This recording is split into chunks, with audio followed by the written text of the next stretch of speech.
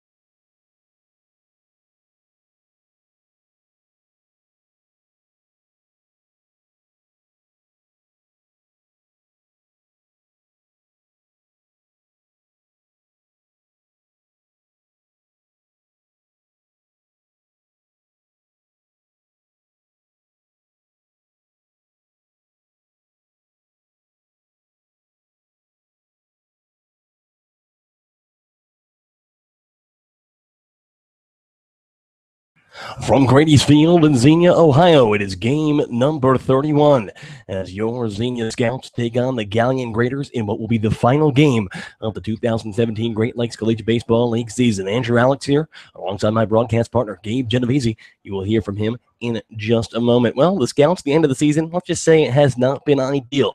A 10-game losing streak since the All-Star break, and they're hoping to end on a good note here against these Galion Graders. They dropped the first game of the final series of the season 2 last night. The Scouts will send John Kopicki to the mound. John Kopicki in 41 1/3 innings pitched. He is a 3.70 ERA, posting a 2-0 record. He has struck out 25 and walked 20 over that period of time. Opponents bat .263 against John Kopicki. That is the second best batting average against on this Xenia Scouts ball club.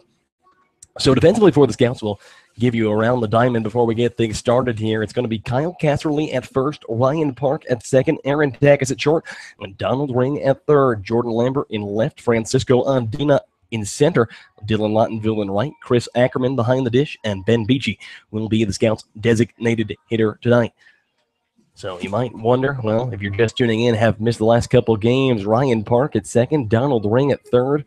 Well, the Scouts are missing a couple of key players that they've had throughout the season. That includes Ange Bourgeois, Joey Roddy, a couple of guys due to injury, due to circumstances that made them have to depart the team early, are obviously not in attendance here for this final game of the season. So the Scouts will have to work with what they have. So we got a catcher at third, a catcher at second, and, of course, a catcher behind the dish.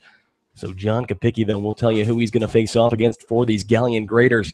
We'll give you the batting order down the lineup. It's Brady Hettinger, the center fielder, batting first. In the 2-hole will be the first baseman, Matt Knoll. Batting third and playing right field will be Austin Hathaway. Josh Kent is playing second. And in the cleanup spot tonight, Park Phillips is catching and batting fifth. The designated hitter is Sam Stewart. He will be batting sixth. Jake Hoover is the shortstop, batting seventh. In left field and batting eighth is Joe Crank, and Zach Motis playing third and rounding things out in the 9-hole for the Galion Graders. But it's Brady Hettinger to the plate here to lead things off for the Galion Graders. He bats from the right side against the righty John Kopicki. So Kopicki stretching it out here. And we are about ready to get things underway. John Kopicki looks to the catcher, Chris Ackerman. The first pitch of this ball game. Low and away, a fastball taken all the way there by Hettinger. 1 ball and no strikes. Hettinger, a .281 hitter on the year, 3 doubles, 1 home run, and 13 RBIs. The 1-0 pitch. And that one hit on the ground towards third base. Donald Ring fields it cleanly, throws over to first in time. One up, one down, and this ball game is underway here. So John Kopicki retires the leadoff man here at the top of the first. And we go to the two-hitter here, and that's Matt Knoll. Matt Knoll, he was catching last night, actually playing first base tonight. Knoll, a .333 hitter, 6 doubles, 20 RBIs.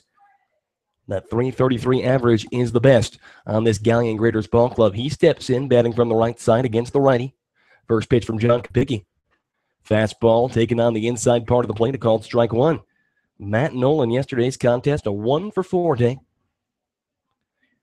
The first baseman from Malone College, one of 3 guys from Malone on this Galion Graders ball club. The 0-1. Low and inside. Evens the count up, 1 ball and 1 strike. We talk about the season that Matt Knoll had at Malone College. Well, let me tell you, it was impressive. A .415 batting average, 13 doubles, 1 home run, and 35 RBIs. The 1-1 pitch. Inside again, 2 balls and 1 strike. For Knoll, the punch-out numbers are high. The walk numbers are high as well. His 29 strikeouts, third on this Galion Graders ball club. His 20 walks, third as well. Pitch. Fastball just missing on the outside. So 3 balls and 1 strike. The count to Matt Knoll here. 1 down in the top of the first inning in the final game of the season between the Xenia Scouts and the Galion Graders. The 3-1 pitch. That one finds the zone, a called strike taken all the way there by Knoll. So the count goes full. 3 balls and 2 strikes with 1 away here. So Knoll steps out of the box. Now he steps back in. John Kopicki. He looks to the catcher, Chris Ackerman.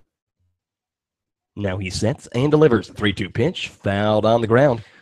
Down the first base side, we will stay at 3-2. Kopicki, well, in one of his last outings, his last 2 outings actually, both very impressive. He went 9 innings against the Lima Locos, and then went 9 innings, allowing just 1 earned run against the Richmond Jazz, 2 of the best hitting teams. 3-2 again. That one, a slow roller towards the third baseman, Donald Ring. Ring charging, bare hands. It throws over to first in time. Donald Ring, well, he's not just a catcher, folks.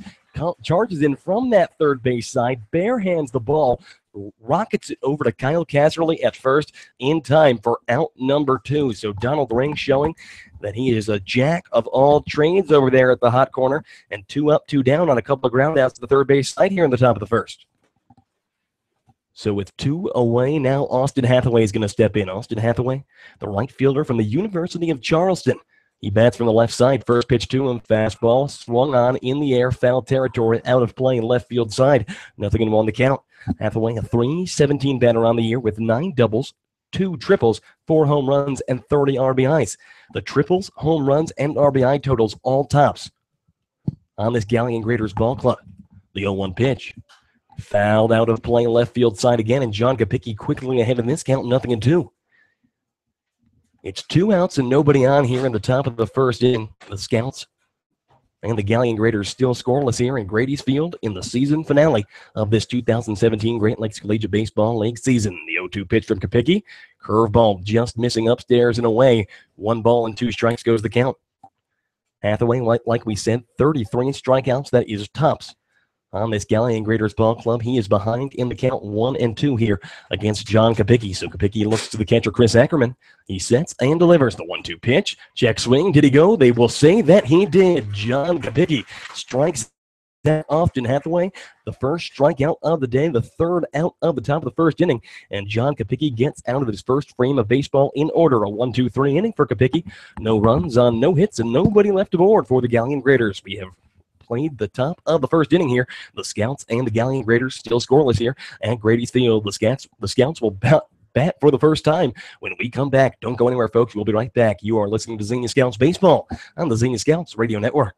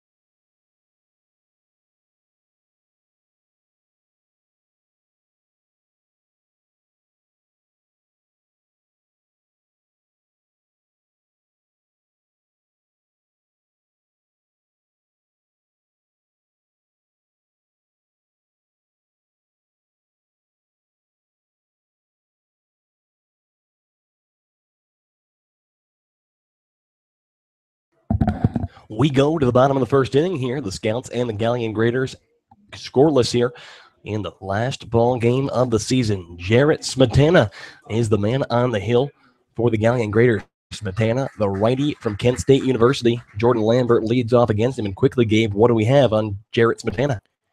12.1 ERA in 3 appearances for the Galion Graders. First pitch, high and inside, 1 ball and no strikes. 9 2/3 innings pitched. He's given up 12 hits in those 9 2/3. 13 earned runs, 7 walks, 13 strikeouts. The 1-0 pitch to Jordan Lambert is hit on the ground towards the first base side. Diving is the second baseman, Josh Kent. He cannot field it cleanly. It'll pop in and out of his glove. Safe at first is Jordan Lambert.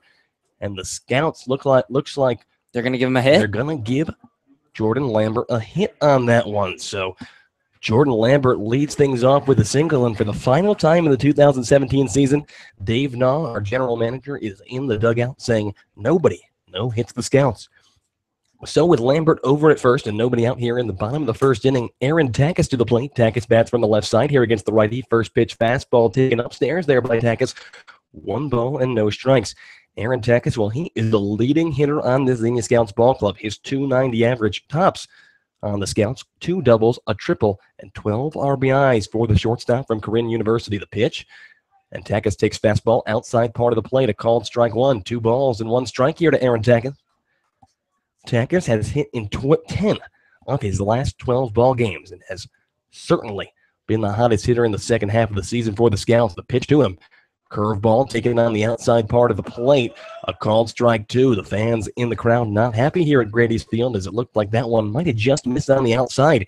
But what the umpire says goes. 1 ball and 2 strikes here to Aaron Takis.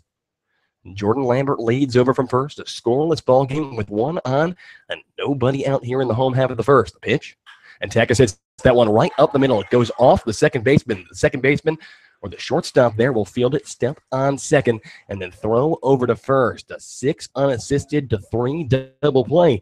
And the Scouts, instead of 1 on and nobody out, just like that, it's 2 out and nobody on.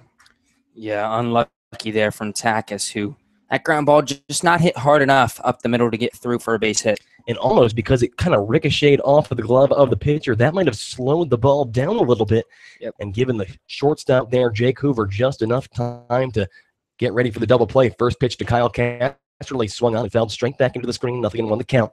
Kyle Casterly, the first baseman from Wright State University. By way of the University of West Virginia, Casterly, a .264 hitter on the year, tops on the Scouts in doubles, triples, and home runs. He takes on the inside that time. 1 ball and 1 strike moves the count.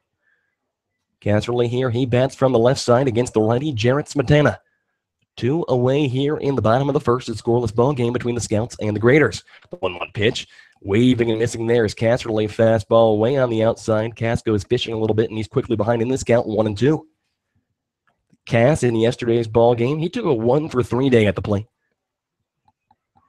Smetana delivers the 1-2 pitch, and Cass hits that on the ground towards first. The first baseman, Matt Knoll, fields it, steps on first, and that will do it for Xenia here in the bottom of the first inning. So no runs on 1 hit, and nobody left aboard for the Scouts. We have played an inning of baseball here at Grady's Field. It was the final contest of the season. The Scouts and the Galion Graders still scoreless after 1. Don't go anywhere, folks. We'll be right back. You are listening to Xenia Scouts Baseball on the Xenia Scouts Radio Network.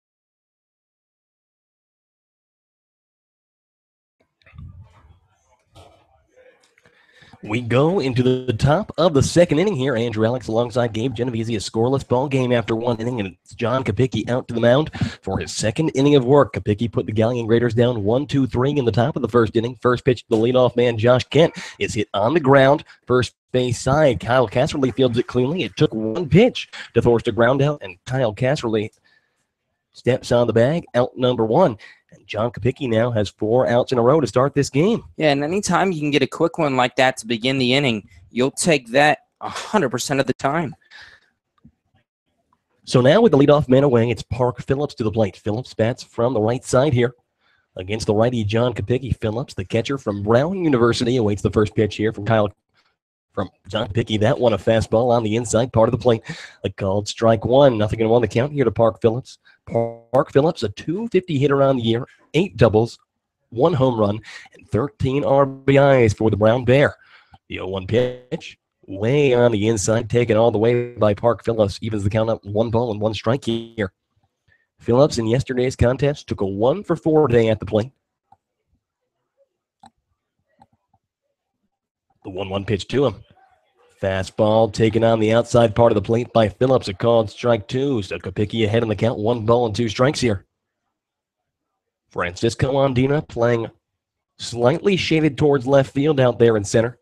The infield at regular distance all around. John Kopicki ahead in the count 1-2 here with 1 away. The 1-2 pitch, and that one hit on the ground foul. Third base side, the count will stay at 1-2. Sam Stewart, the designated hitter, awaits on deck. A scoreless ball game here in the top of the second inning. Nobody out. 1 out, nobody on. The pitch. High ball 2, evens the count up 2-2. John Kopicki, 3 ground outs and a strikeout in the 4 batters that he has faced so far today. Kopicki looks to Ackerman.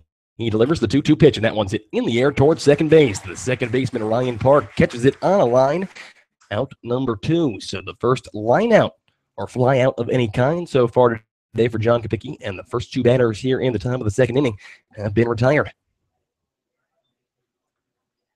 So mark that one down as an F4, and now with 2 outs here in the top of the second inning, Sam Stewart is going to come to the plate. Stewart, the designated hitter from Jefferson College. He bats from the right side here against the righty John Kopicki.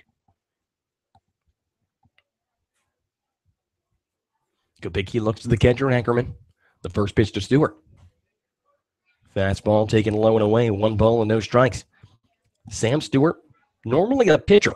He actually pitched in yesterday's contest, but at the plate so far this season, he has 5 hits for 25 at-bats. That's good for a .200 batting average. 2 extra base hits, 1 double, and 1 home run.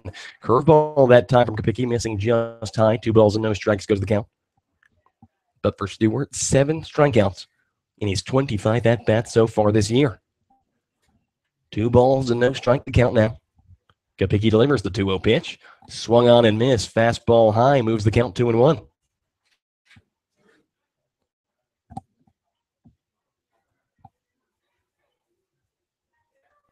2-1 coming here from John Kopicki. He sets and delivers.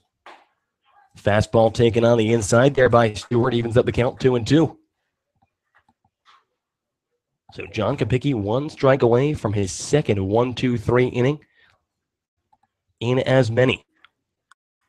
The 2-2 pitch. That one's hit on the ground towards second base. Ryan Park takes a couple of steps to his left, fields it, throws over to first in time.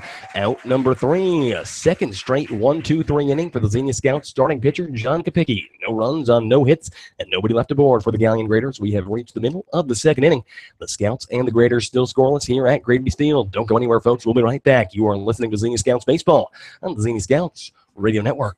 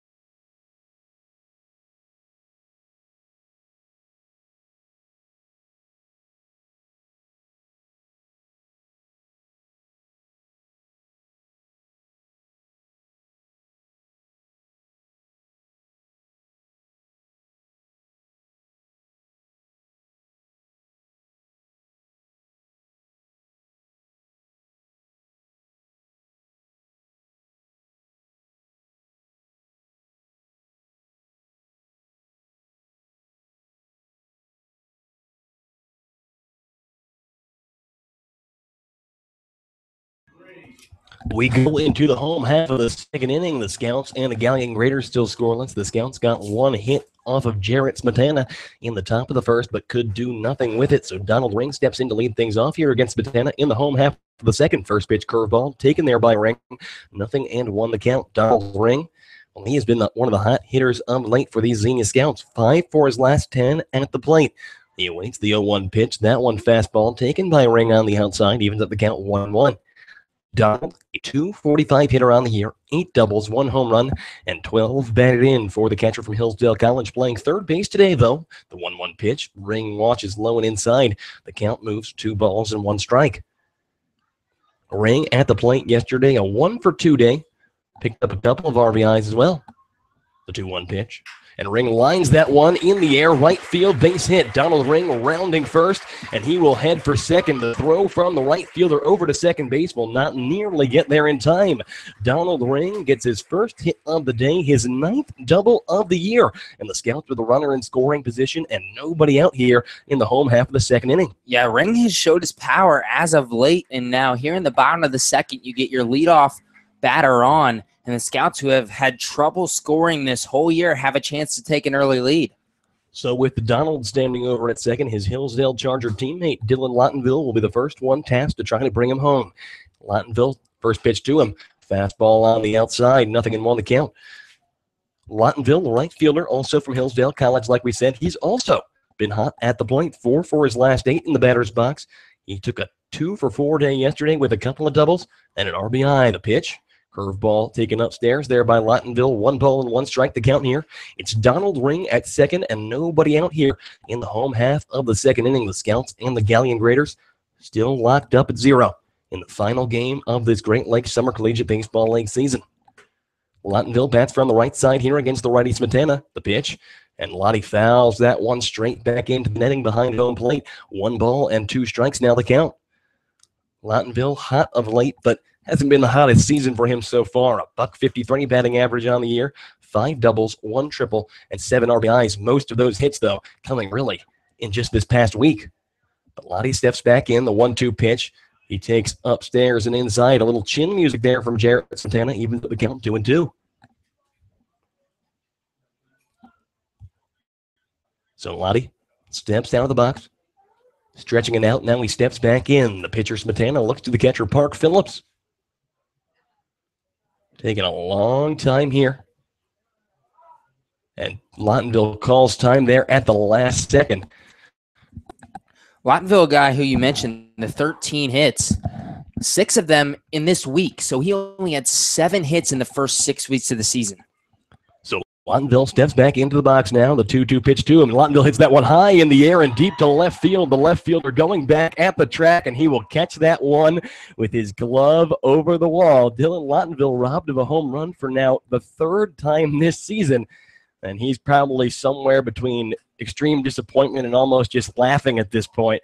Lottenville was about, if the left fielder wasn't there, that one would have gone over the fence. No questions asked. It would have carried over, and you said it. 3rd time, all of them at home in almost that exact same spot. All of them,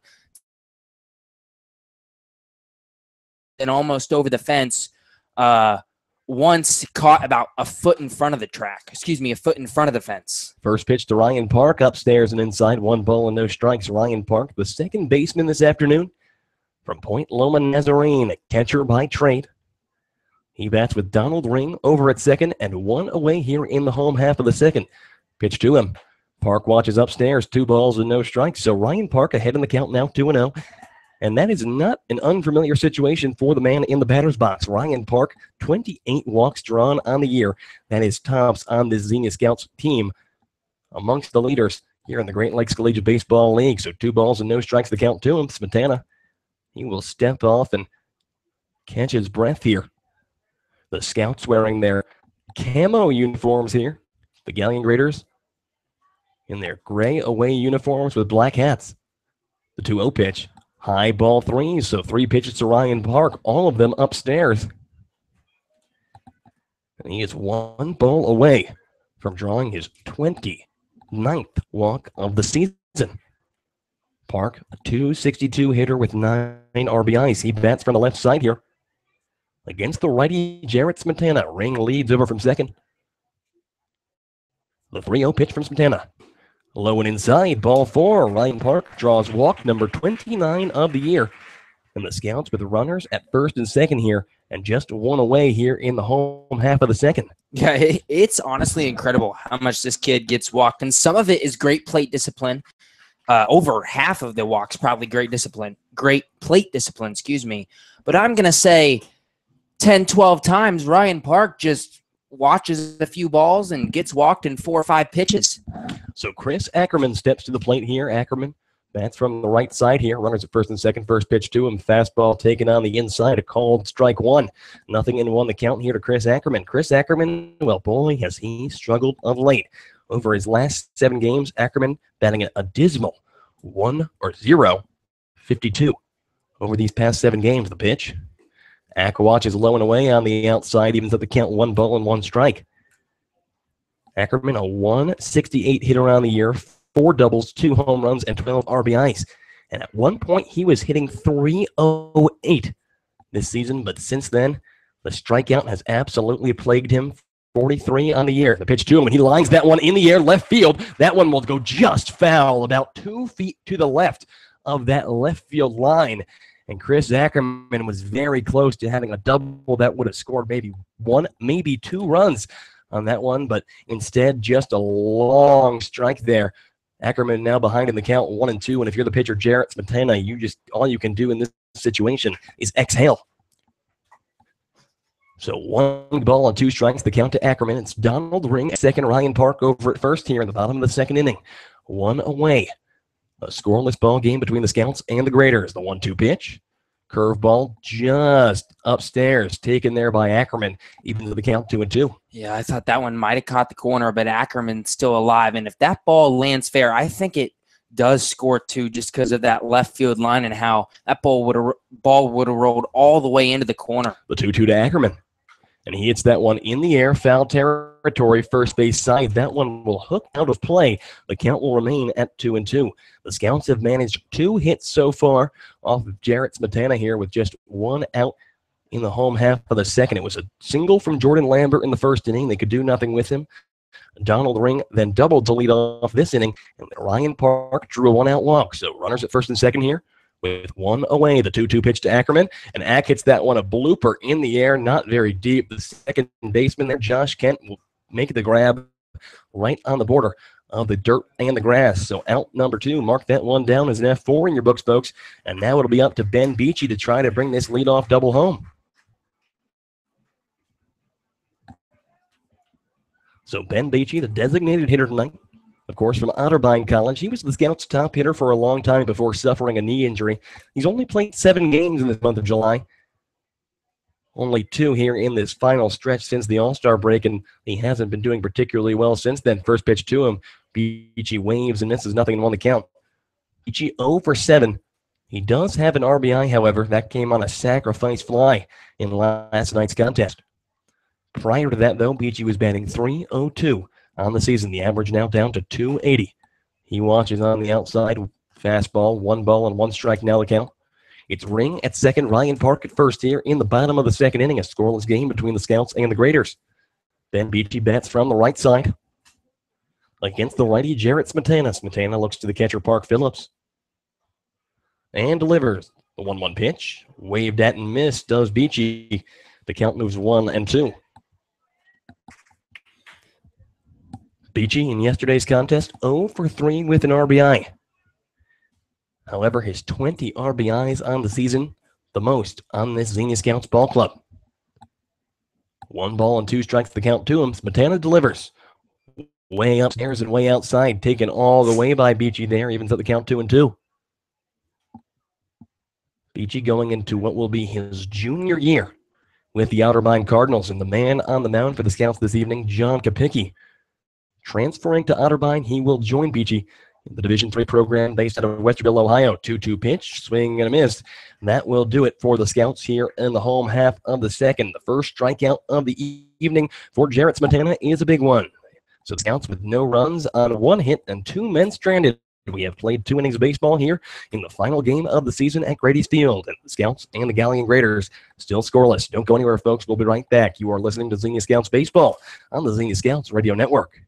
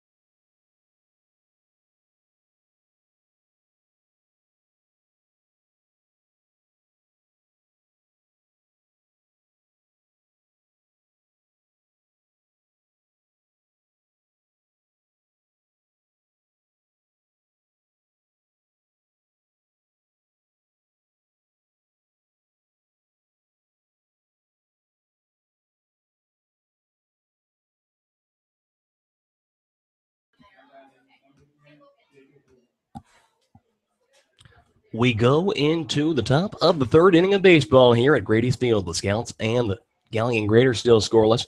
Jacob Hoover to lead things off here against John Kopicki. First pitch to Hoover, swung on, foul, out of play, right field side.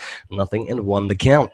Jacob Hoover, the Hillsdale Charger, of course, the springtime teammate of Donald Ring, Chris Ackerman, and Dylan Lottonville. A .271 hitter this summer, 5 doubles, 1 triple, 11 RBIs on the year. 0-1 the count to him. He bats from the right side against Kopicki, the pitch, and Hoover fouls that one straight back into the screen. Kopicki ahead in the count, 0-2.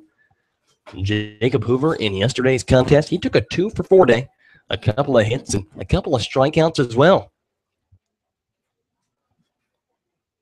The 0-2 from Kopicki. Upstairs, taken there, 1 ball and 2 strikes now the count. It'll be Jacob Hoover, Joe Crank, and Zach Muttis due up for the Galion Graders here in the top of the 3rd inning. Kopicki looks to Ackerman. He delivers the 1-2 pitch, and that one is lined in the air, center field. That'll drop in front of the center fielder, Francisco Andina, for a base hit. So the Galion Graders have their first hit of the evening, and the Hillsdale Charger, Jacob Hoover, continues to do damage against his Hillsdale teammates here on the Xenia Scouts. Yeah, and not only the first hit, first base winner. Kopicki had retired 6 straight, and let's see how he handles a little bit of adversity here in the 3rd. Yeah, so like you said, Gabe, John Kopicki now finds himself in a tad bit of trouble for the first time today. 1 on and nobody out here in the top of the 3rd, and the runner Jacob Hoover's going to go. Chris Ackerman throws over to second, but that'll not get there in time. Hoover beats the throw by about a step or 2. So Jacob Hoover grabs himself a stolen base, and now the adversity is only magnified here with a runner in scoring position for the Graders, and nobody out here in the top of the 3rd. The pitch was taken on the outside there by Joe Crank, so 1-0 the count to him. It's Hoover over at second here, and nobody out. Crank bounced from the left side here against the righty Kopicki, the pitch, and that one will get past the catcher, Chris Ackerman. That one rolling. Jacob Hoover now, it's all the way by the dugout. He rounds 3rd, heading home. The throw home will not be in time.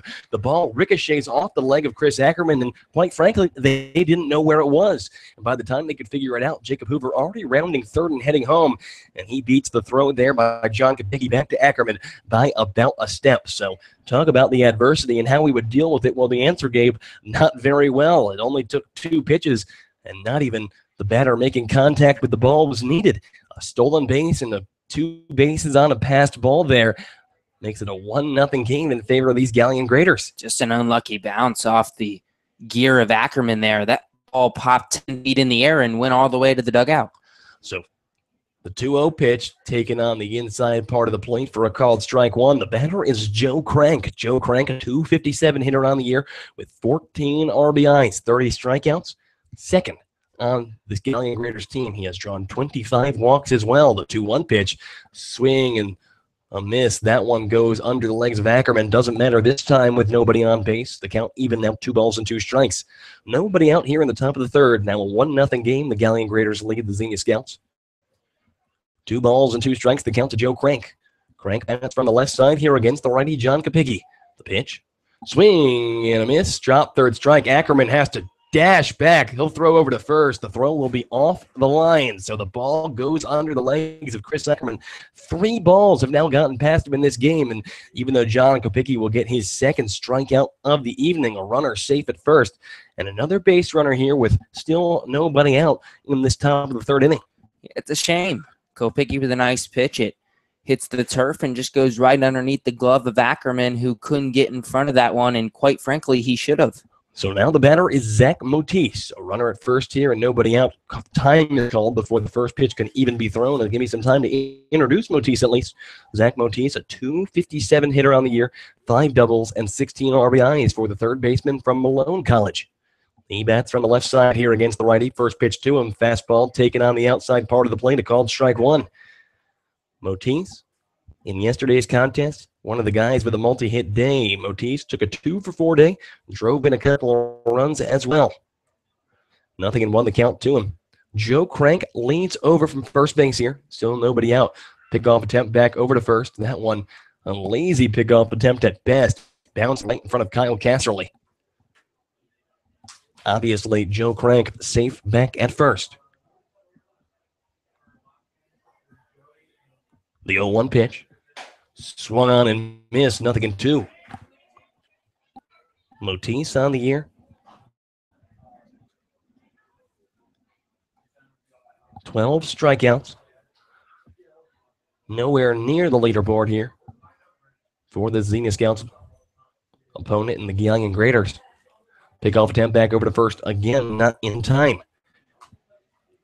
Motis at Malone College, one of 3 Malone College players on this Galion Graders team, or at least in this Galion Graders lineup today, is Malone teammate Joe Crank over at first, but Motis took a big season as he waves and misses at the 0-2 pitch. Strike 3, the third strikeout of the game for John Kopicki.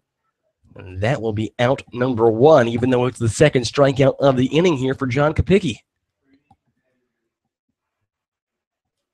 So it's back to the top of the order here. Brady Hedinger to the plate. Hedinger, he grounded out to third in what was the first out of this ball game back in the top of the first inning. First pitch to him. Swung on and missed. Curveball on the outside. 0-1 the count. Hedinger, a .281 hitter on the year, 3 doubles, 1 home run, and 13 RBIs for the center fielder from Indiana University, Fort Wayne. The 0-1 pitch, and that one hit on the ground towards short. Takis picks it up, throws over to second for 1, the throw to first for 2. Not in time, so Ryan Park, the second baseman, cannot relay the ball back to the first baseman, Kyle Casserly, in time, so safe at first with the fielder's choice is Brady Hedinger. Joe Crank out at second for out number 2 of this inning. But unfortunately for the Scouts, the man who was safe at first, he's a speedy one. Brady Hedinger, 3rd in the Summit League in stolen bases this past spring. First pitch to Matt Knoll. That one taken low and inside. 1 ball and no strikes. Matt Knoll, 0 for 1 on the day. He grounded out to the third baseman, Donald Ring, his first time up. A .333 hitter with 20 RBIs this year. He bats from the right side. That pitch is taken low on the inside again. 2 balls and no strikes the count. Matt Knoll, a big season with Malone College this past spring. A .415 hitter with 35 RBIs. He bats with a runner at first here and 2 away in the top of the third. His Galion Graders already lead the Scouts by a score of 1-0. The Graders with 1 run on the 1 hit. The Scouts with no runs on 2 hits thus far. Knoll bats from the right side against the righty Kopicki. The runner goes, and Kopicki doesn't notice. That one fouled. Or maybe not even got it. Nope, it went straight off the glove of Ackerman. Oh, so he didn't get a piece of that one, so Ackerman drops it. I thought maybe if that had been a foul ball because the runner, Brady Hedinger, had a big jump there. John Kopicki didn't even notice, but unfortunately, no contact was made, so stealing second there is Brady Hedinger. The count now moves 2-1. Hedinger over at second, the pitch. And that ball taken on the inside there by Matt Knoll. 3 balls and 1 strike to count to the best hitter in terms of batting average on this Galion Graders team. So Kopicki Looks to catcher Chris Ackerman here. 3 balls and 1 strike with 2 away and a runner in scoring position in the top of the third. As Kopicki's going to step off and look back the runner over at second. The count will remain at 3-1.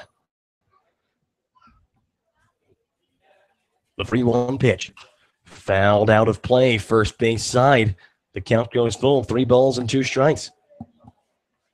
Matt Nola yesterday, he singled in the first inning, was held hitless after that point. The only other time he reached base was 1 walk. He drew back in the second inning. A strikeout, a ground out, and a fly out after that. He awaits the 3-2 pitch from Kopicki. He delivers in there for a called strike 3. John Kopicki strikes out now, his 4th batter of the game. And that one comes in a big spot, stranding Brady Hettinger over at second and limiting the damage for the Galion Graders here in the top of the third. 1 run on 1 hit and 1 man left aboard for the Graders in the top of the third inning. We have reached the middle of the third. The Graders lead the Scouts by a score of 1-0. Don't go anywhere, folks. We'll be right back. You are listening to Xenia Scouts Baseball on the Xenia Scouts Radio Network.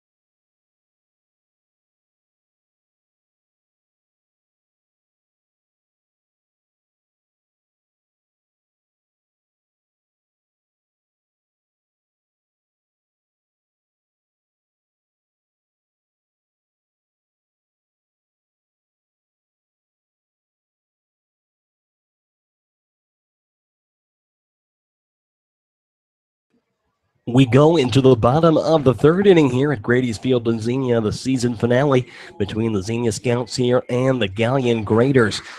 The Graders striking first in the top of the third inning after a Jacob Hoover single, a stolen base, and then a passed ball that allowed Jacob Hoover to advance from second all the way home.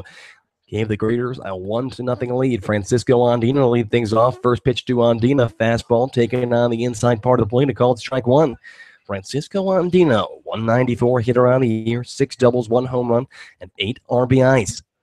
Andina bats from the left side here against the righty Jarrett Smetana. 0-1 the count to him. The pitch. Andina fouls that one in the air, out of play, first base side, quickly behind in the count, 0-2. Francisco Andina, over his last 7 games, he's been batting average, hitting .300 over the last week.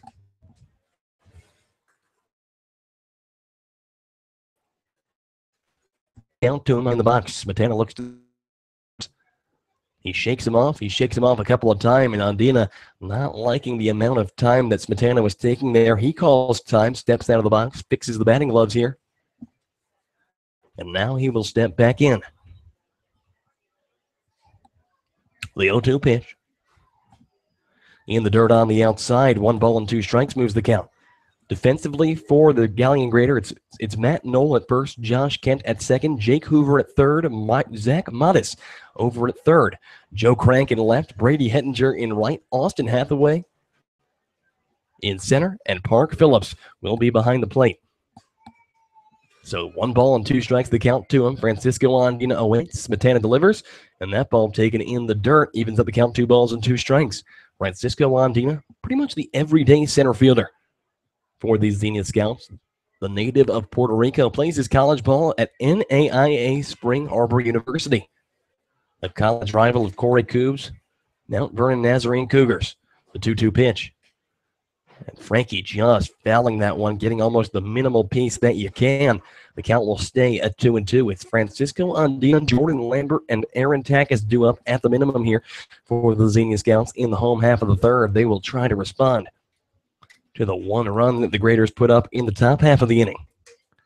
So 2-2 the count. Andina waits. He steps in from the left side. The righty delivers. And Francisco watches on the outside now, 3 balls and 2 strikes.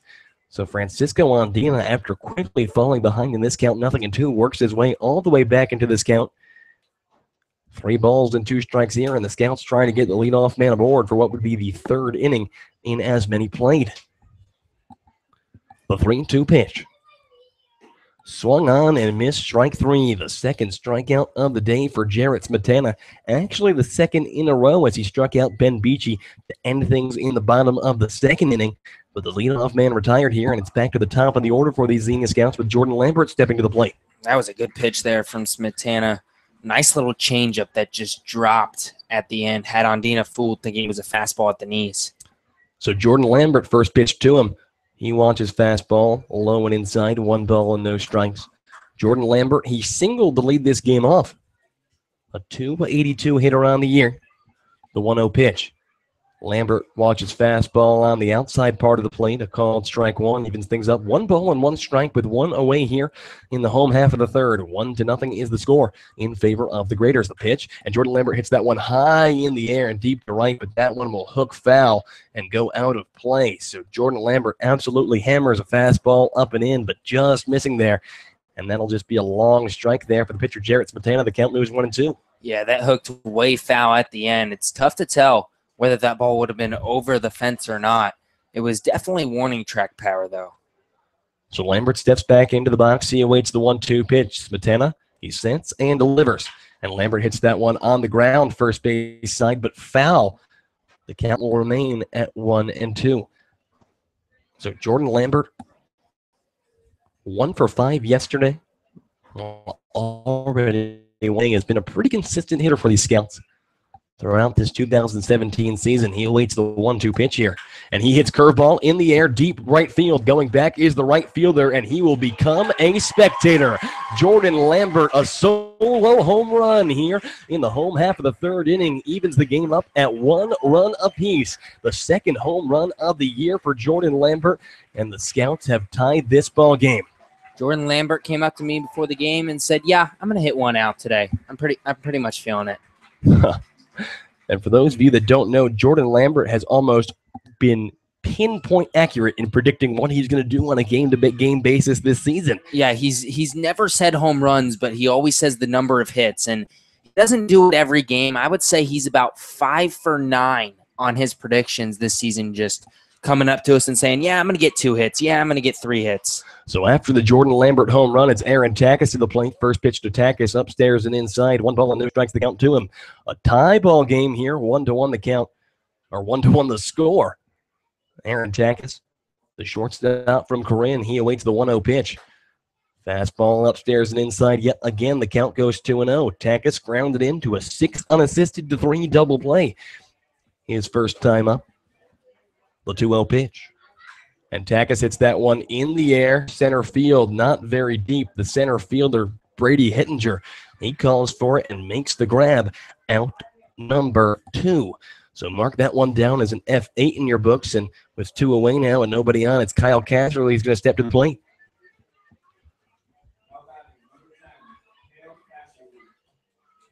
Kyle Casserly, a 264 hitter on the year. He's 0 for 1 on the day. The first baseman from Wright State University, first on the Xenia Scouts in doubles with 12. He bats from the left side here against the righty. First pitch to him. Cass watches upstairs and away. 1 ball and no strikes the count. Kyle Casserly, 1 for 3 on the day yesterday. He's 0 for 1 so far today. He grounded out to the first baseman his first time up. But Cass swings at the 1-0 pitch, fouls it straight back into the netting. The count evens up, 1 ball and 1 strike. Donald Ring awaits on deck if Cass can get on. 2 outs here in the bottom of the 3rd inning. The 1-1 pitch. And Kyle Casserly swinging and missing there. Curveball got him. And he falls behind in this count now, 1-2. Casserly, a 227 hitter over his last 7 ball games. The 1-2 pitch. On the inside, Casserly watching all the way, evens at the count 2-2. Casserly did not play this past season with the Wright State Raiders. A redshirt year after he had to transfer from the University of West Virginia. but he has gotten hot after seeing live pitching for the first time in a while. He awaits the 2-2 pitch, and Cass will take as that pitch on the outside in the dirt. It looks like the pitcher, Jarrett Smetana, almost tripped as he delivered that one. So Kyle Casterly now finds himself in a full count, 3 balls and 2 strikes here with 2 away in the bottom of the third. Smetana sets and delivers, and Casterly rips that one over the glove of the first baseman, Matt Knoll. A base hit into right field. Kyle Casterly has his first hit of the evening. And now with a 2-out hit from Casterly, it'll be Donald Ring to the plate to try to keep things going. But Donald Ring, one of the highest hitters on this ball club, 6 for his last 11 at the plate. He doubled his first time up. Unfortunately, the Scouts couldn't do anything with him. He was stranded over at second base. Ring bats from the left side here against the righty Smetana. First pitch. And Don hits that one on the ground, first base side. First baseman Matt Knoll gloves it, steps on first, and that will do it for the Scouts in the home half of the third. But the Scouts get 1 run on a solo shot off the bat of Jordan Lambert, and that evens the score up at 1 run apiece. Gabe Genovesi will give you the middle 3 innings of this ball game when we come back. Don't go anywhere, folks. We'll be right back. You are listening to Xenia Scouts Baseball on the Xenia Scouts Radio Network.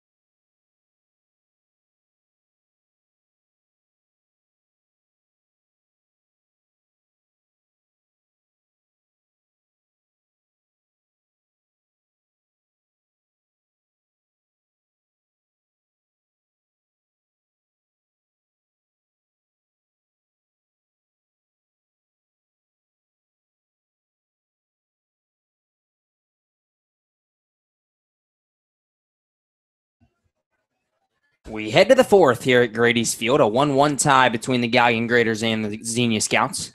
First pitch to Austin Hathaway in there at the knees for strike 1. John Kopicki back out for his 4th inning of work for the Scouts. Kopicki's only given up 1 hit thus far. It was a single in the 3rd inning off the bat of Jacob Hoover. The 0-1 pitch misses low and inside, 1-1. Hoover then stole a base to get to second, and then a passed ball that hit weirdly off the gear of Chris Ackerman behind the plate. Hoover came around from second to score. The pitch, curveball low, 2-1.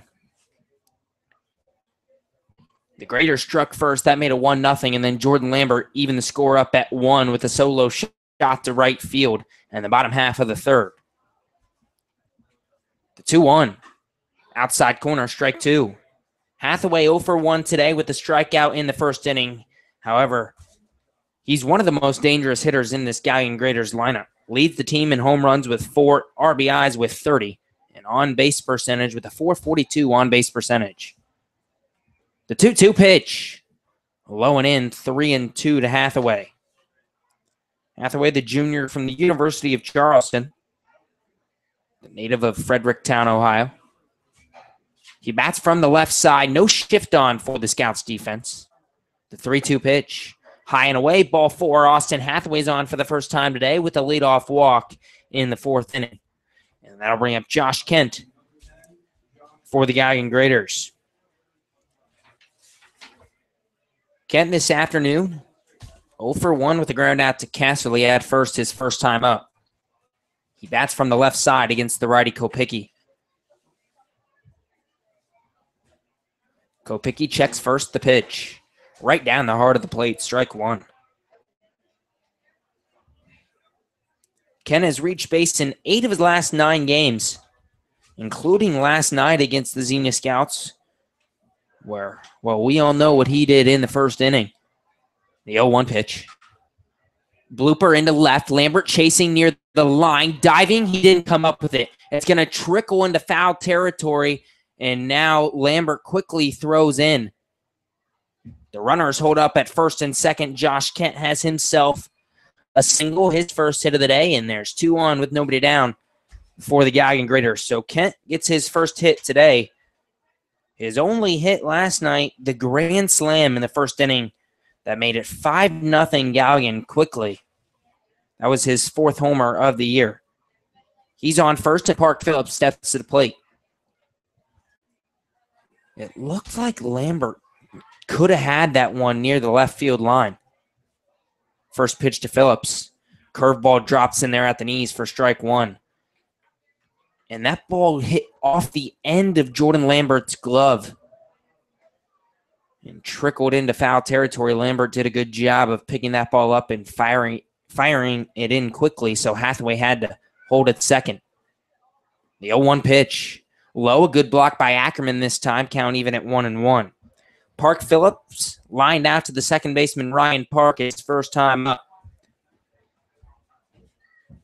Phillips, a .250 hitter on the year, has shown some power with 8 doubles.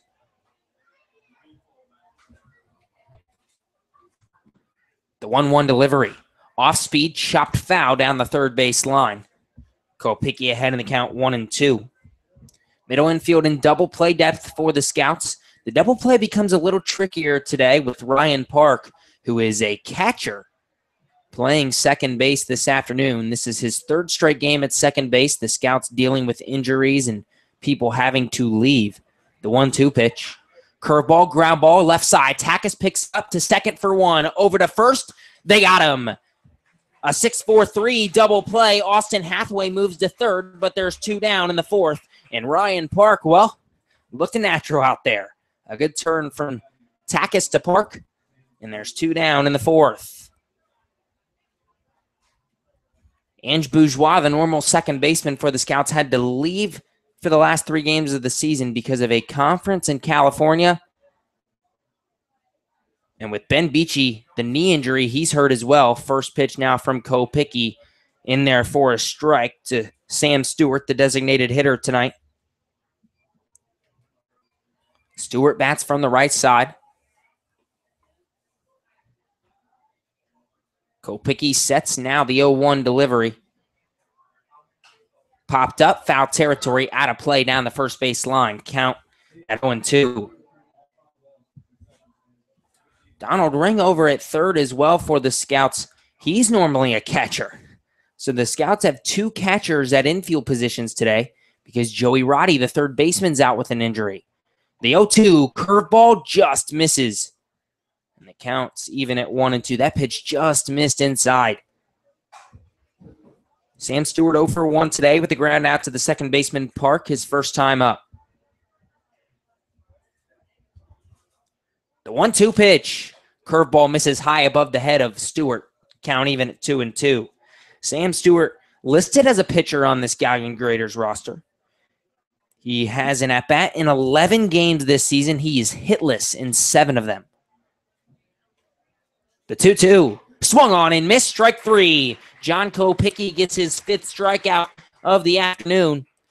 And after giving up a leadoff walk and then a single, he gets a double play and a strikeout to end the top of the 4th for the Graders. We head to the home half of the 4th inning, tied at 1 here at Grady's Field. You're listening to Scouts Baseball on the Xenia Scouts Radio Network.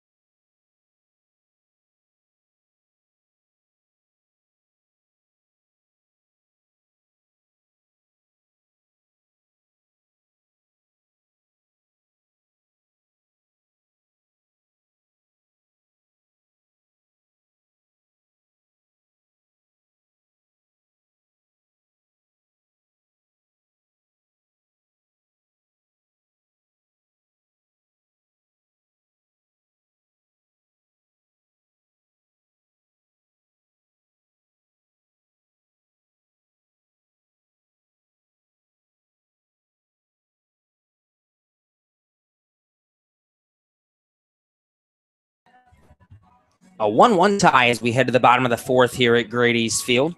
Dylan Lottenville, Ryan Park, and Chris Ackerman, the 5-6-7 hitters, due up for the Scouts here in the bottom half of the fourth. A new pitcher for the Galion Graders on the mound. It's Clay Davies.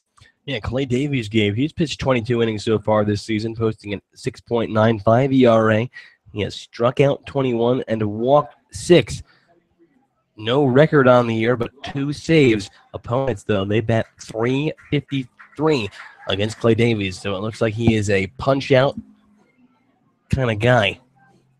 9 extra base hits of the 36 hits that he has given up. Lottenville steps up to the plate. He'll bat from the right side to lead off the fourth for the Scouts. Davies sets the first pitch. Outside corner, strike 1. Davies, a 6 foot, 250-pound righty from Ohio Dominican, a Division III program in Columbus, Ohio. The 0-1. Curveball fouled off behind the plate. Davies quickly ahead in the count, 0-2 on Dylan Lottenville. Lottenville, a .153 average coming into this one, but he's on a 4-game hit streak, is Dylan Lottenville. The 1-1 pitch, high and away. 2-1, and it's actually 1-2, excuse me. Yeah, Lottenville, though, his first time to the plate, really hammered one to left field, but for the 3rd time this season, he was robbed at the wall. The 1-2 pitch, curveball popped up on the infield. The second baseman, Josh Kent, comes in, makes the grab, 1 away. So Dylan Lottenville's 0 for 2 on the afternoon, and that'll bring up Ryan Park for the Scouts. Park walked his first time up in the 2nd inning. This will be his first time facing Clay Davies, obviously. A .262 hitter on the year is Park. 28 hits on the year, 4 doubles. Park's on-base percentage is what's most impressive. First pitch to Davies. Blooper into left, base hit. Ryan Park has his first hit of the afternoon. He's on with a bloop single to left field. A runner on first and 1 down for the Scouts here in the 4th. Now, we got to talk about the player that Ryan Park has been for Xenia this season. Just so consistent at the plate, both as a hitter, but like you said, that on-base percentage, his ability to get on base, for most of the season, really hitting in that 2-hole for the Xenia Scouts. And when they were at their best, it was when Ryan Park was consistently drawing walks and getting on base as well via the hit. Park's on base percentage of .428 coming into this one, top 25 in the league. And now first pitch to Chris Ackerman, curveball, outside corner, strike 1. Park's on base percentage hasn't fallen below .400 all season. Very impressive from the sophomore from Point Loma. Now the 0-1 to Ackerman. Popped up, foul territory, out of play, 0-2. Ackerman 0 for 1 today, a fly out to the second baseman, Kent, his first time up. Ackerman, who was hitting .308 coming into the month of July, averaged down to a .168. Has struggled mightily. The pitch, curveball misses outside. He checked his swing. They're going to say he did not go around, 1-2. Yeah, Ackerman just 16 for 95 on the year. And that's with Ackerman hitting below 100 in his last 10 games. The pitch, curveball inside corner. He got him looking. Ackerman got buckled at the knees. Clay Davies' first strikeout of the evening. 2 down here in the 4th. And for Ackerman, going into fall ball and going into the spring, it's the one thing he's got to work out is he can't strike out this much if he wants to be an effective player at the plate for the Hillsdale Chargers. Ackerman's 44th strikeout of the year. Now first pitch to Beachy, swung on and missed, 0-1. Ackerman's 44 strikeouts is 3rd in the Great Lakes League, 3rd most in the whole league. He strikes out a little under 2 times a game. And now the 0-1 to Ben Beachy, who bats from the right side. Swung on and missed, 0-2. And Ben Beachy, who's coming back from that knee injury, has struggled in this now being his 3rd game back from the injury. And even to say coming back from that knee injury is almost misleading because he's basically still injured. Yep. The pitch, curveball inside corner, strike 3. Beachy doesn't like the call. gives the home plate umpire a little bit of a look and then walks back to the dugout. And that will do it for the Scouts here in the bottom of the fourth. No runs for either team. We head to the fifth, tied at 1. You're listening to Scouts Baseball on the Xenia Scouts Radio Network.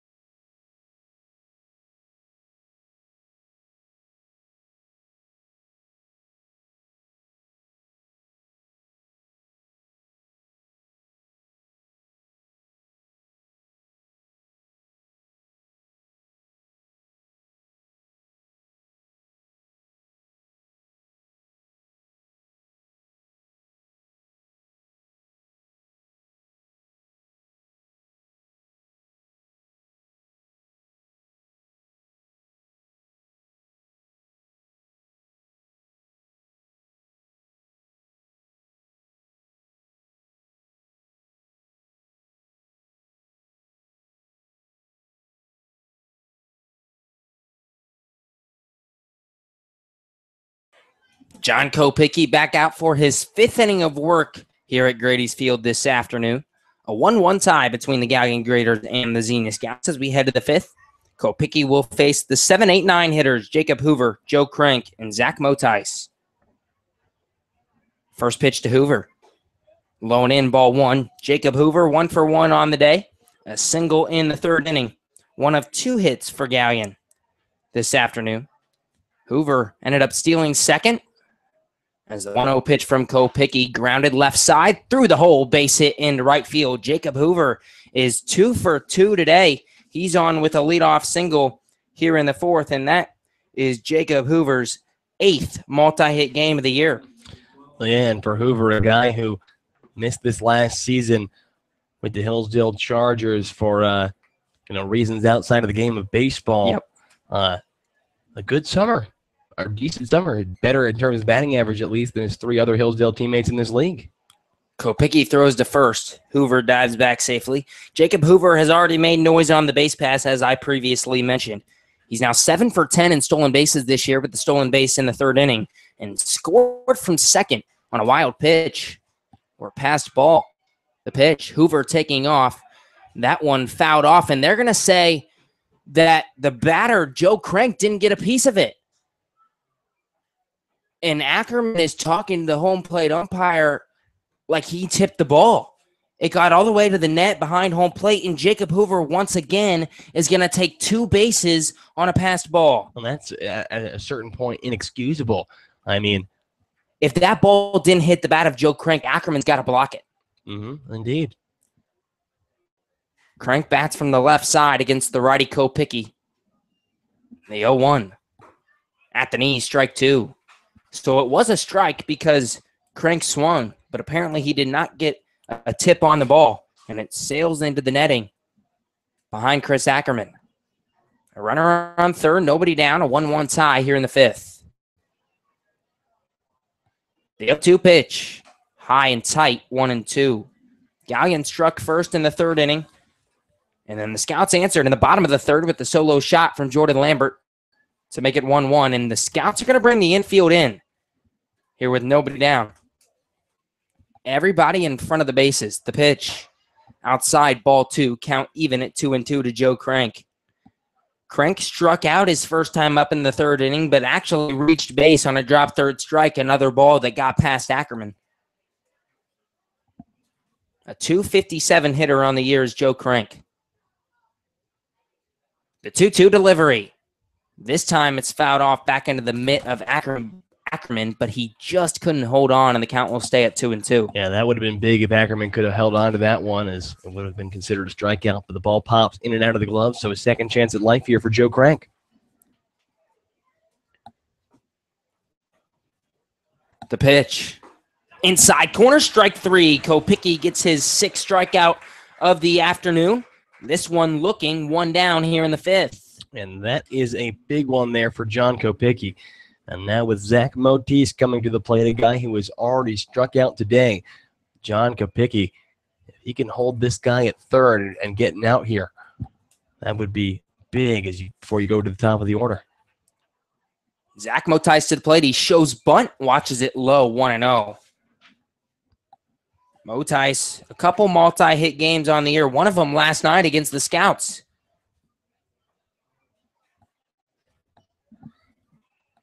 Kopicki takes the sign from Ackerman and sets. The 1-0. Swung on and missed, 1-1. Blew the heater right by him. Yeah, Motis showed bunt the first time. Really taking a rip on that second pitch, but just couldn't handle the fastball from Kopicki. Motis 0 for 1 tonight, a strikeout in the third inning. High and outside, 2-1. Kopicki, all fastballs so far to Zach Motis. This will be pitch number 71 for Kopicki. Here in the fifth inning, the Scouts probably hoping Kopicki can go 6 at least. The 2-1. Low and inside, 3 balls and 1 strike to Zach Motis. Motis has reached base. He's only played in 22 games for the Galion Graders this season, so about half the games for Galion. He's reached base in 18 of 22. The pitch. Line drive. Ring catches it in the air. Ring wasn't sure if the field umpire was going to give him the catch, so he popped up to throw it over to first, but the field umpire says, yes, you got it before it hit the turf. 2 down here in the fifth. And that is a big out here for John Kopicki. So after the leadoff man advances to third on a single and a passed ball where he took 2 bases, still with nobody out, a strikeout and then a fly out holds that runner. First pitch to Hettinger, low below the knees, 1-0. Brady Hettinger, 0 for 2 today. He did reach base his second time with the fielder's choice. He's hitting .230 over his last 7 games, a .281 hitter on the year. The pitch, low and inside, 2-0 to the leadoff hitter for the Galion Graders. Kopicki behind in the count, 2-0 on Hettinger, as the Scouts and the Graders are tied at 1 here in the fifth.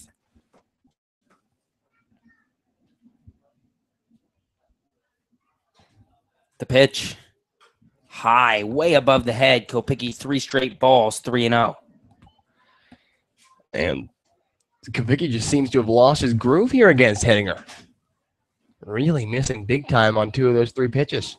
The Scouts infield back at normal depth because of the 2 outs. They do not have to play in no more. The 3-0. Way inside, and you're right, Kopicki. That wasn't just 4 close pitches. He missed his spots badly on 3 of those 4. But now you get runners at the corners and, you know, a considerably more dangerous hitter coming to the plate, the top hitting man in this order in Matt Knoll.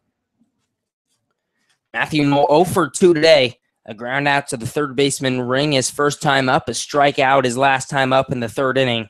But as Andrew said, the most dangerous hitter in this lineup, a .333 average, leads the Galion Graders in hits with 47. And now we're going to have a mound visit for Cates.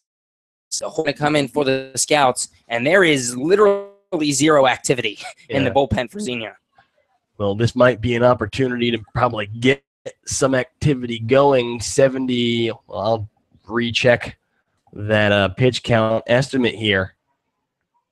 Not estimated, actually. It's one of those things we've seen throughout the year, though, where the Scouts, once we get into the 4th, 5th, 6th innings, they don't really get anyone going until the starting pitcher starts to struggle. And that's just something that we've always been curious about. Once you start getting near the 5th inning, if the pitcher's up near 70 to 80 pitches, normally I would say get someone going, even if he's not struggling, just because you want someone warm for when he does. And now Kopicki, who's lost control a little bit to Brady Hettinger, if he starts struggling here in the 5th, the Scouts don't have anyone warm to replace him. And this will be pitch number 78 of the afternoon for John Kopicki. Kopicki sets the first pitch. I apologize, not quite delivered. A throw to first. Hettinger back safely.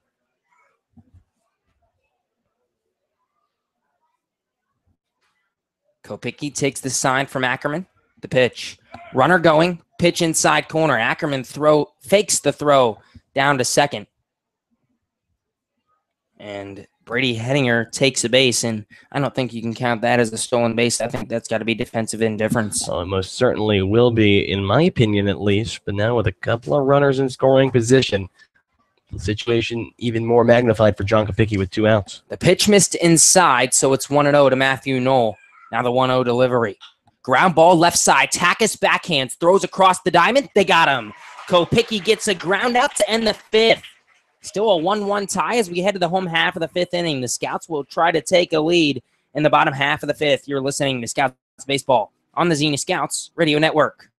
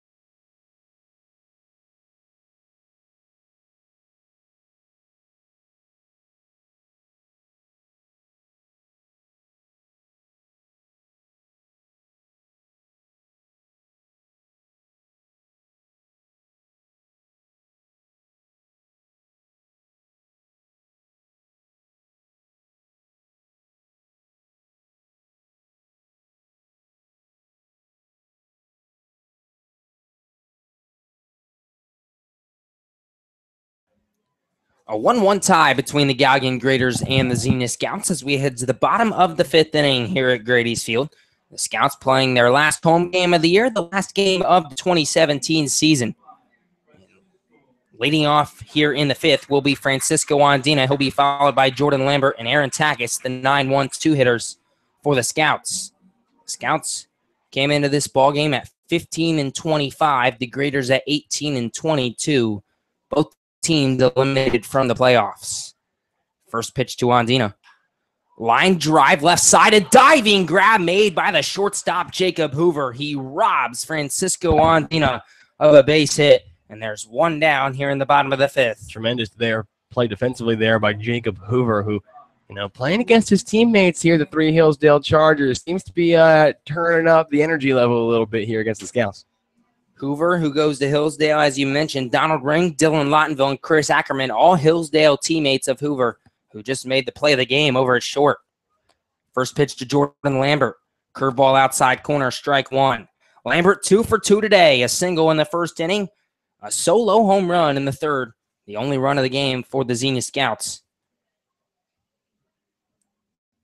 The 0-1 pitch. Swung on and missed, 0-2. Another great curveball from the pitcher, Clay Davies, who's on in his 2nd inning of relief. Scouts at 15-25 were 15-15 at the All-Star break, only 2 games out of a playoff spot with 11 games to go. And now the 0-2 pitch. Fastball grounded right side. Second baseman Kent picks it up. He bobbles the ball, and Lambert is safe. Kent went to transfer it to his right hand, and he just dropped it. Lambert's on with an error for the 3rd time today. Yeah, Jordan Lambert has reached base all 3 times now, Gabe, and the second baseman, Josh Kent, can't be pleased with himself there. Just a routine ground ball that would be the the 2nd out of this inning. But now Jordan Lambert, the Scouts' leader in stolen bases, over at first, but the Scouts' top hitter in Aaron Takis coming to the plate. Lambert with 7 stolen bases now on the base pass. First pitch to Takis, bunt down the 3rd base line. Third baseman Motice charging, barehanded pickup. Takis beat it out. The ball rolls past first base. Lambert moves to 3rd. Takis moves to 2nd. A bunt single for Aaron Takis, and now 2nd and 3rd with only 1 out for the Scouts here in the 5th. And I'm all about looking for improvement, Gabe, and I think that Aaron Takas, who so many times during this season was totally unable to lay down a good bunt. Well, he just laid down probably the best bunt that he has all season here in this final game. Just a beautiful bunt down that third base line, and it caught the Galion Graders infield by surprise. So Motis, the third baseman, comes in charging and just trying to rush that throw over to first. It's offline. So suddenly, when it looked to be runners following the error, now it's 2 runners in scoring position and just 1 away for Kyle Casserly. Davies sets the first pitch to Cass. Outside, ball 1. The infield playing in for the Galion Graders. With 1 out here in the bottom of the 5th, a 1-1 tie between Galion and Xenia. Runners on second and third for the Scouts. The 1-0 to Casserly. Fastball catches the upper part of the zone, 1-0. Casserly 1 for 2 today, a single his last time up in the third inning. He now has a hit in 12 of his last 15 games. The redshirt junior from Wright State trying to give the Scouts a lead here in the bottom of the 5th. Takas stands on second, Lambert over at third. The righty Davies sets the pitch. Ground ball right side, fielded by Kent second. The throw to the plate, and Lambert is out. Lambert dives head first and gets tagged out by the catcher, Park Phillips. And that's where moving the infield in saves the Galion Graders. 2 outs, Takas moves to third. Casserly's on with the fielder's choice. Runners on the corner for Donald Ring. Yeah, and the Scouts taking a calculated risk there that unfortunately just doesn't pay off. Jordan Lambert thought he might have had a chance to beat out that throw, and he was close, but unfortunately just could not beat out the tag there, as the throw was certainly ahead of him. So Donald Ring, the last chance for the Scouts here. First pitch, curve ball, blooper into left field. Coming in is the left fielder, Crank, and he makes the grab to end the 5th inning for the Scouts. The Scouts get runners on second and third with only 1 out, and they cannot capitalize here in the bottom of the 5th inning. A 1-1 tie, we head to the 6th. You're listening to Scouts Baseball on the Xenia Scouts Radio Network.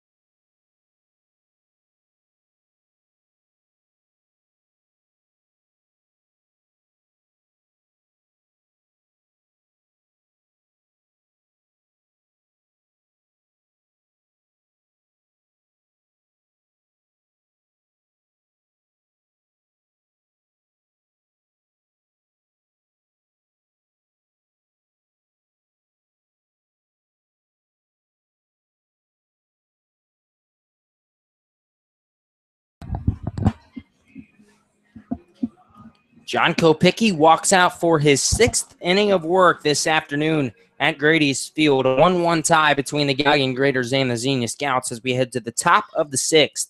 Austin Hathaway, Josh Kent, and Park Phillips, the 3-4-5 hitters, due up for the Graders here in the 6th inning.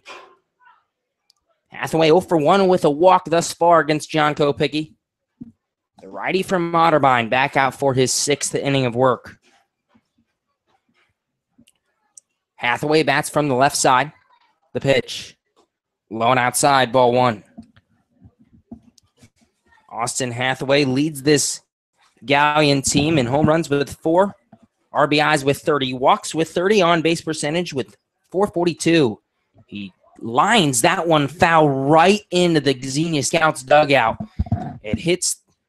It had to hit the bench of the back wall in that dugout and bounced right out. Luckily, that didn't hit anybody. Very scary moment there for the Scouts. Kopicki sets. Now the 1-1 delivery. Ground ball, third base line. Ring backhands. He knocked it down. He could not get the ball in his glove. And I think that's got to be an infield single for Austin Hathaway, and it will be. He's on first with the leadoff infield single to begin the sixth. And that ball just a sizzler down the line. You got to give credit where credit is due there to Donald Ring for, like you said, batting that one down, because if that ball gets past him, that could be extra bases. That's easily a double for Austin Hathaway. And now in steps Josh Kent, who's 1 for 2 today. Pickoff move over to first. Hathaway dives back safely, and Hathaway is a threat to steal as well for this Graders ball club. 7 for 11 in stolen bases this year. 7 stolen bases is second on the team.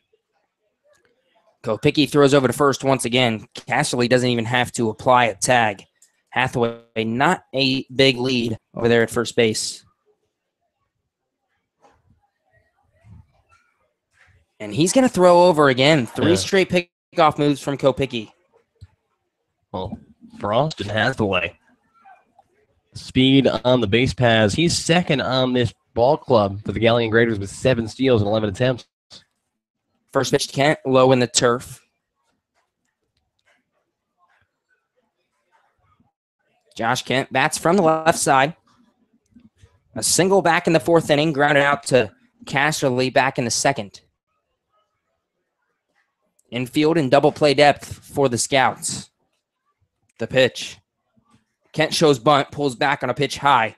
2-0. And Kent's got power. Remember, Josh Kent in his first at-bat yesterday, a grand slam home run that broke that ball game open. A 5-0 lead before 1 out was even made in the home half of the 1st inning yesterday in Galion. Honestly, a deep fly ball from Kent, and it went over the wall. The 2-0 pitch, outside corner, strike 1. It went over the wall because the right field at Hayes Park in Galion, it's only 300 feet. That ball probably went around about 315 and sailed over the right field wall here at Grady's Field. That ball would have been a few feet short of the warning track. The pitch swung on and missed. A fastball high above the head. The count even at 2-2. Kent, a low average guy, but among the leaders in extra base hits in almost every single category. 10 doubles, 2 triples, and 4 home runs for Josh Kent.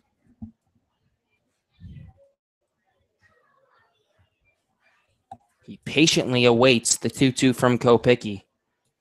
The pitch popped up, shallow left center field. Lambert's going to emerge on it. He makes the grab, 1 away. Yeah, forcing the pop out there, and let's double check the pitch count here for John Kopicki. I wouldn't be surprised if it's in the low to mid 80s now. Well, as we wait for the page to load. 87. Kopicki will face Park Phillips, who bats from the right side. He throws over to first. Hathaway dives back safely. Phillips 0 for 2. He lined out to Park his first time up in the 2nd inning. A 6-4-3 double play. His last time up in the 4th. The pitch. Line drive, right center field, base hit. Ondina cuts it off in center. The quick throw in. And the runner, Austin Hathaway goes from first to third. Runners on the corners, 1 down for the Graders here in the 6th. Yeah, high baseball IQ moment there by Austin Hathaway. He knew that ball was going to drop in quickly, so he never even pulled up to look while rounding second, going to third. So he just hustles over there. So now it's runners at the corners here and 1 away with Sam Stewart coming to the plate. John Kopicki could really use what would be his 2nd double play of the ballgame. Sam Stewart, the designated hitter tonight for the Graders, and now pitching coach Corey Coobs is going to come out and have a conversation with not only John Kopicki, but the whole infield. Now, the question is here, does Coobs have a strategy for pitching to Sam Stewart? I doubt it. Stewart, not a guy who hits a lot for the Galion Graders. Listed as a pitcher in this lineup. 5 for 25, make it 5 for 27 now on the year. The average now below 200. Stewart has 11 games with an at-bat. He's hitless in 7 of them for Galion. And you never know what pitching coach Corey Coobs is going to say out there on the mound. Yeah, he has been known to just say nonsensical things, both in meetings at the mound and just in general. Caden Owens once telling the story that Coobs literally walked out there, told him a horrible joke, and walked right back off one time. Stewart bats from the right side against the righty Kopicky. The infield now back into play. The corner's in for the Scouts. Donald Ring playing in front of the third base bag. Kyle Casserly holding the runner on at first, then will come in. The pitch. Stewart checked his swing.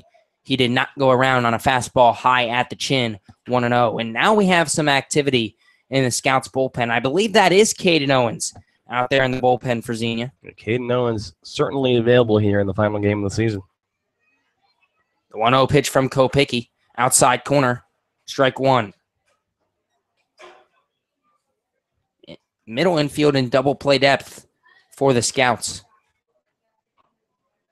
Stewart with an open stance in the righty's batter's box. The pitch. Ground ball up the middle. Park cannot get there. It'll be an RBI single for Sam Stewart. Galion leads 2-1 here in the sixth. And that's unfortunate. The hard ground ball, and that one just finds the spot. Smack dab up the middle. Kopicky unable to make the quick reaction there and get his glove down. It's not necessarily expected that he would even be able to do that, if any pitcher would. But, yeah, that's just like that. The Graders have a lead. And that'll bring up Jacob Hoover, who's already 2 for 2 today for Galion. First pitch to Hoover. Swung on, fouled off. Right back into the mid of Ackerman, 0-1. Kopicky goes off speed there on the first pitch. And that's one nice thing about John Kopicky. He's not going to give you first pitch fastballs every time. Very good at mixing his pitches up there on the rubber. The pitch. Curveball drops in there at the knees for strike two. Hoover singled in the third, singled in the fifth, came around to score the first run of the game in the third inning. A red wooden bat in the hands of Jacob Hoover. A Darth Vader lightsaber. The 0-2. Ground ball right back to Kopicky on the mound. He's going to flip to first for the out as that that ground ball took Kopicky toward the first baseline. He did not have enough time to fire to second. Second and third, 2 down for Joe Crank of the Galion Graders. Yeah, so Kopicky once again finds himself in a big spot here with 2 away. Just like 1 inning ago, a couple of runners in scoring position here. And Joe Crank, a guy who has struck out twice, wouldn't he like to get this final strikeout of what would be probably, we're going to assume that this is going to be his last inning of the season. First pitch to Crank. Fastball low. Ackerman a good job of sliding over and blocking that one on the inside. 1-0. Runners on second and third, 2 down for Galion, here in the top of the sixth. The Graders get a run here in the sixth, then take a 2-1 lead. The pitch. High and away, 2-0. Crank, a 257 hitter on the year. 14 RBIs. He has 2 ducks on the pond. Here in this at-bat, he bats from the left side against the righty Kopicky. The 2-0 pitch. High at the chin, 3-0, and now Kopicky really starting to struggle out there on the mound. Yeah, and on 3-0, we'll see if he can get himself across, but Joe Crank, not the most dangerous hitter, but you still don't want to give him any fastball right down the plate.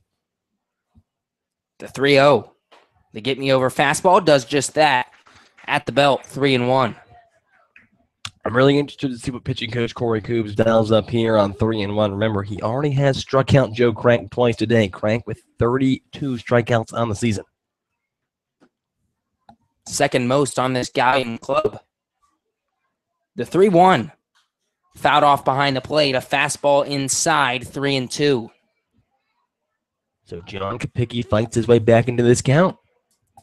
Kopicky back in the fifth with runners on second and third and 2 outs. Got a ground out to the shortstop Takis to end the inning.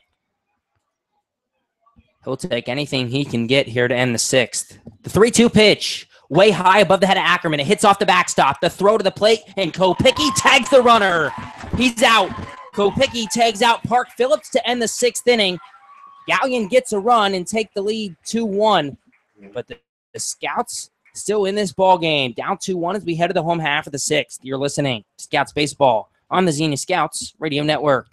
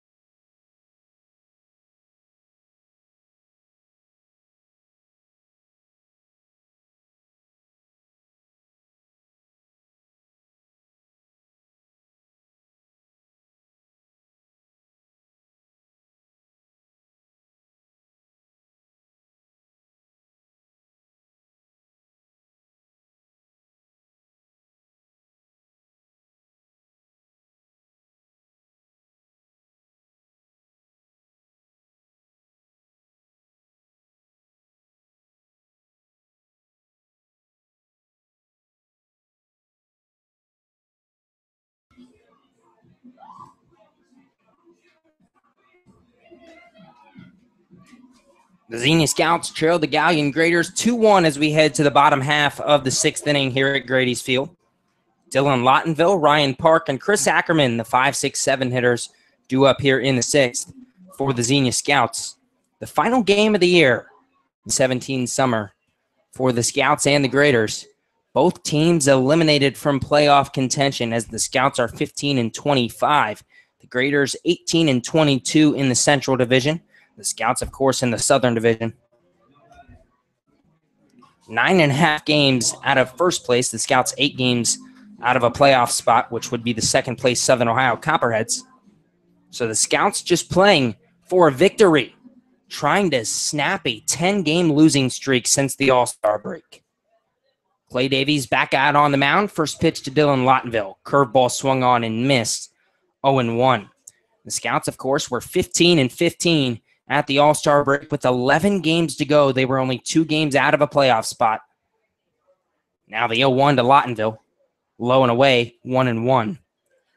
The Scouts just haven't been able to find their groove ever since the break. Losers of 10 straight. Now the 1-1 pitch to Lottenville. Line drive, foul ball down the first base line. 1 ball and 2 strikes to the junior from Hillsdale College. Lottenville 0 for 2 today, a fly out to left and a fly out to the second baseman, Josh Kent, his last time up. A 153 hitter on the year. The 1-2 pitch, swung on and missed, strike 3. Clay Davies strikes out Lottenville to begin the 6th, his 3rd strikeout of the afternoon, and that'll bring up Ryan Park for the Scouts. Park singled his last time up in the 4th inning. He's 1 for 1 with a walk today. The walk coming back in the 2nd. He has gotten stranded on first both times, however. The switch hitter will bat from the left side against the righty Davies. Park, a .262 hitter on the year. First pitch. Curveball outside corner, 0-1. Clay Davies has started with a lot of curveballs to these Xenia Scouts hitters. Not giving them anything easy on the first pitch. Now the 0-1. Another curveball at the knees, strike 2. Ryan Park quickly behind in the count, 0-2. And Park, who's been on base both times today, that's no surprise. A .428 on base percentage for Ryan Park. The 0-2 pitch, high and tight, 1 ball and 2 strikes. That .428 on base percentage is top 25 in the Great Lakes League. It is first on this Xenia Scouts ball club. Now the 1-2 pitch, low and away, count even at 2-2. Park, his on-base percentage has never fallen below 400 this entire year. It's been incredible what he's done at the plate in this summer. The 2-2 pitch, fouled off behind the plate. Count stays at 2-2. Park, one of the bright spots in the Xenia Scouts order throughout this season, despite only having a .262 batting average. Davies sets. The 2-2 delivery. Swung on and missed, strike 3. Park goes down for the first time swinging today. Clay Davies gets his 4th strikeout of the afternoon. And that'll bring up Chris Ackerman with 2 away, and the Scouts still trailing 2-1 here in the 6th. And we've kind of seen what we expected to see from Clay Davies. He'll give up some hits, but he's got punch-out velocity. That is what the numbers indicated coming into this inning, and that is exactly the performance he has put on so far. Ackerman bats from the right side against the righty Davies. First pitch. Curveball, misses inside, 1-0. And that's his go-to pitch, especially to start at bats, is that curveball. It starts high and just drops right in there at the knees. He misses with it there, though. The 1-0 pitch. Blooped, foul territory, first base line, out of play. Count even at 1-1. Chris Ackerman trying to end this season on a good note, maybe get at least 1 hit in this ball game. See what he can do here with 2 away. Ackerman, a guy who came into the month of July with a .308 batting average. Now the 1-1. Fouled off behind the plate, 1-2. His average has dropped to 168. He's 0 for 2 today with a strikeout and a flyout. He's struck out 44 times this season. He struck out in every game but 4. The pitch. swung on and missed. Clay Davies strikes out the side here in the 6th. The Scouts go down 1-2-3 and trail Galion 2-1 as we head to the 7th inning. Andrew Alix is going to take you the rest of the way for the final 3 innings of the 2017 season. You're listening to Scouts Baseball on the Xenia Scouts Radio Network.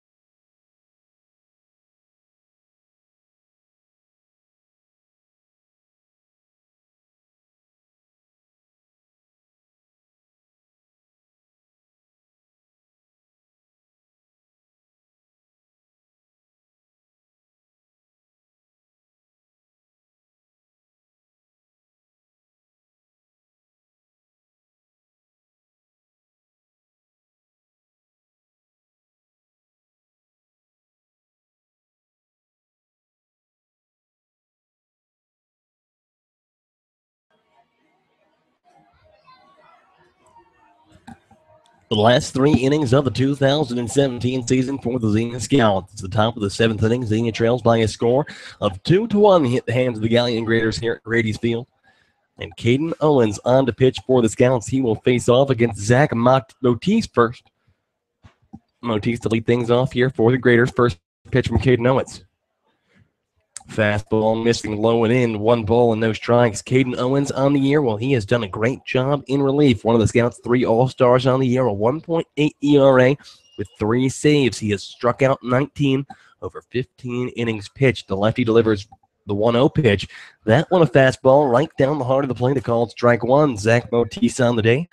Below the third baseman from Malone College, he is 0 for 2, a strikeout and a lineout to the third baseman, Donald Ring. 1 ball and 1 strike to count. Motis bats from the left side against the southpaw, Caden Owens. Owens delivers the 1-1 pitch. Curveball missing low and away, 2-1. It'll be Zach Motis, Brady Hettinger, and Matt Knoll due up for the Galion Graders here in the top of the 7th inning. The pitch. And that one hit on the ground towards short. Aaron Takis, the shortstop, fields it, throws over to first in time for out number 1.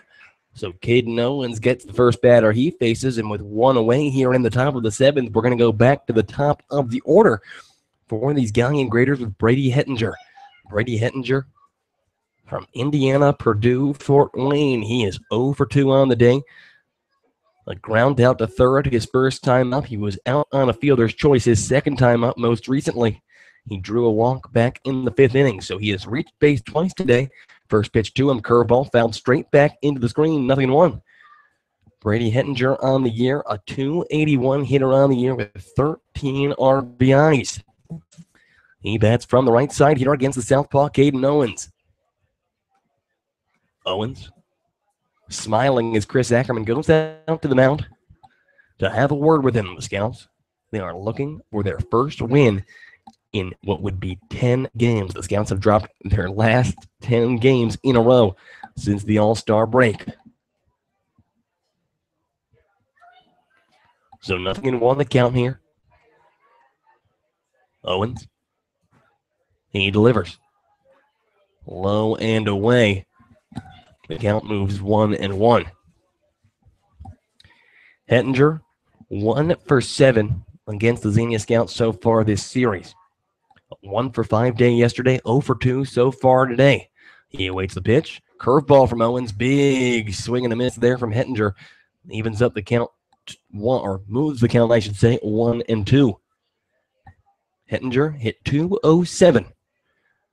With Fort Wayne this past spring, was third in the Summit League in stolen bases. The 1-2 pitch, curveball hit high in the air and to left field, but not deep enough. The left fielder, Jordan Lambert, slows up and makes the grab 2 away. So Caden Owens retires the first 2 batters he sees here in the top of the 7th. And now it's going to bring the first baseman, Matthew Knoll, to the plate. Matthew Knoll, the first baseman from Malone College. He is 0 for 3 on the day, 1 for 7 against the Scouts so far this series. But Knoll is the top hitter on this Galion Graders ball club with a .333 average. He bats with nobody on and 2 away here in the top of the 7th. First pitch from Caden Owens. Fastball missing on the outside, taken all the way there by Matthew Knoll. 1 ball and no strikes the count. Knoll from Malone College. He bats from the right side here against the lefty. The pitch. Curveball hit in the air, foul territory, out of play, first base side. Evens up the count 1-1. Knoll, a .333 hitter on the year with 20 RBIs. This past spring with Malone College, a .415 hitter with 35 RBIs. He awaits the 1-1 pitch. Fastball hit on the ground towards short. Aaron Takis charging. He cannot hold on. Aaron Takis just misplays the ball there. That will be ruled as, I believe, an error on the shortstop, Takis. Matthew Knoll is safe at first. So what would have been the inning ender will not be. And with Knoll over at first here and 2 away, it's going to bring Austin Hathaway to the plate. Hathaway 1 for 2 with a walk so far today. He bats from the left side here against the southpaw, Caden Owens. First pitch.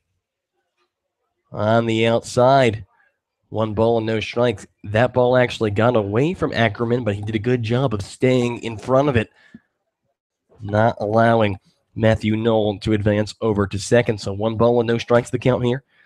Hathaway, a .317 hitter on the year with 30 RBIs. The pitch. Way on the outside yet again, and this time it will get away from Ackerman. Matthew Knoll goes from first to second following the wild pitch. The Graders now with a runner in scoring position here and 2 away. So the situation has been magnified here for the southpaw, Caden Owens, and Chris Ackerman not liking what he saw there. He will go out to the mound to have his second visit with Caden Owens so far this inning. Owens retired the first 2 batters, but then Matthew Knoll advancing to first on an error by the shortstop, Aaron Takis. He has moved over to second on a pass ball here. So just like that in the inning that should have been over, now the Galion Graders with a runner in scoring position here and 2 away. The pitch. And that one's hit high in the air, deep center field. Andina tracking, but he will pull up in front of the track and make the grab for out number 3. So Caden Owens gets out of his first inning of work unscathed. No runs, no hits, 1 error, and 1 man left aboard for the Galion Graders. We have reached the 7th inning stretch. The Scouts trail the Graders by a score of 2-1. Don't go anywhere, folks. We'll be right back. You are listening to Xenia Scouts Baseball on the Xenia Scouts Radio Network.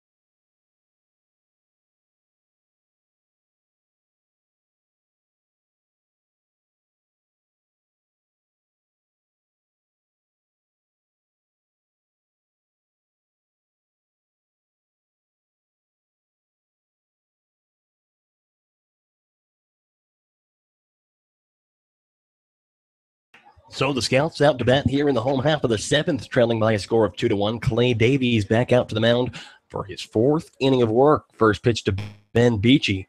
Fastball taken off the plate. 1 ball and no strikes. Clay Davies, the reliever here for the Galion Graders.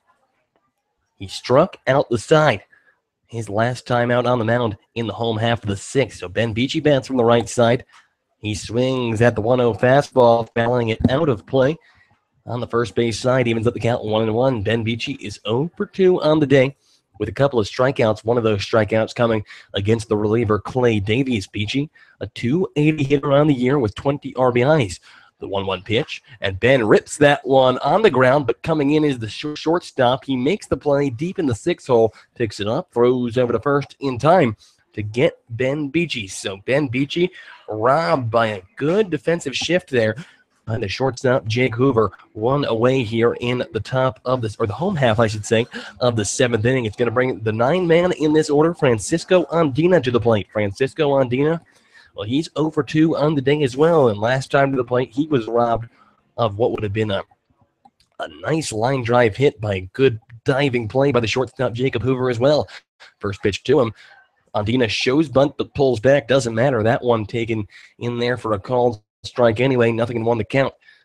Andina, a 194 hitter on the year. 8 RBIs, 26 walks, 29 strikeouts for the center fielder from Puerto Rico. He bats from the left side here against the righty. The pitch. Curveball taken in there for a called strike 2. Nothing in 2 the count here to Francisco Andina. Jordan Lambert awaits on deck. Lambert responsible for 2 of Xenia's 6 hits so far today. So Andina behind in the count. Nothing and 2 here with 1 away. The pitch.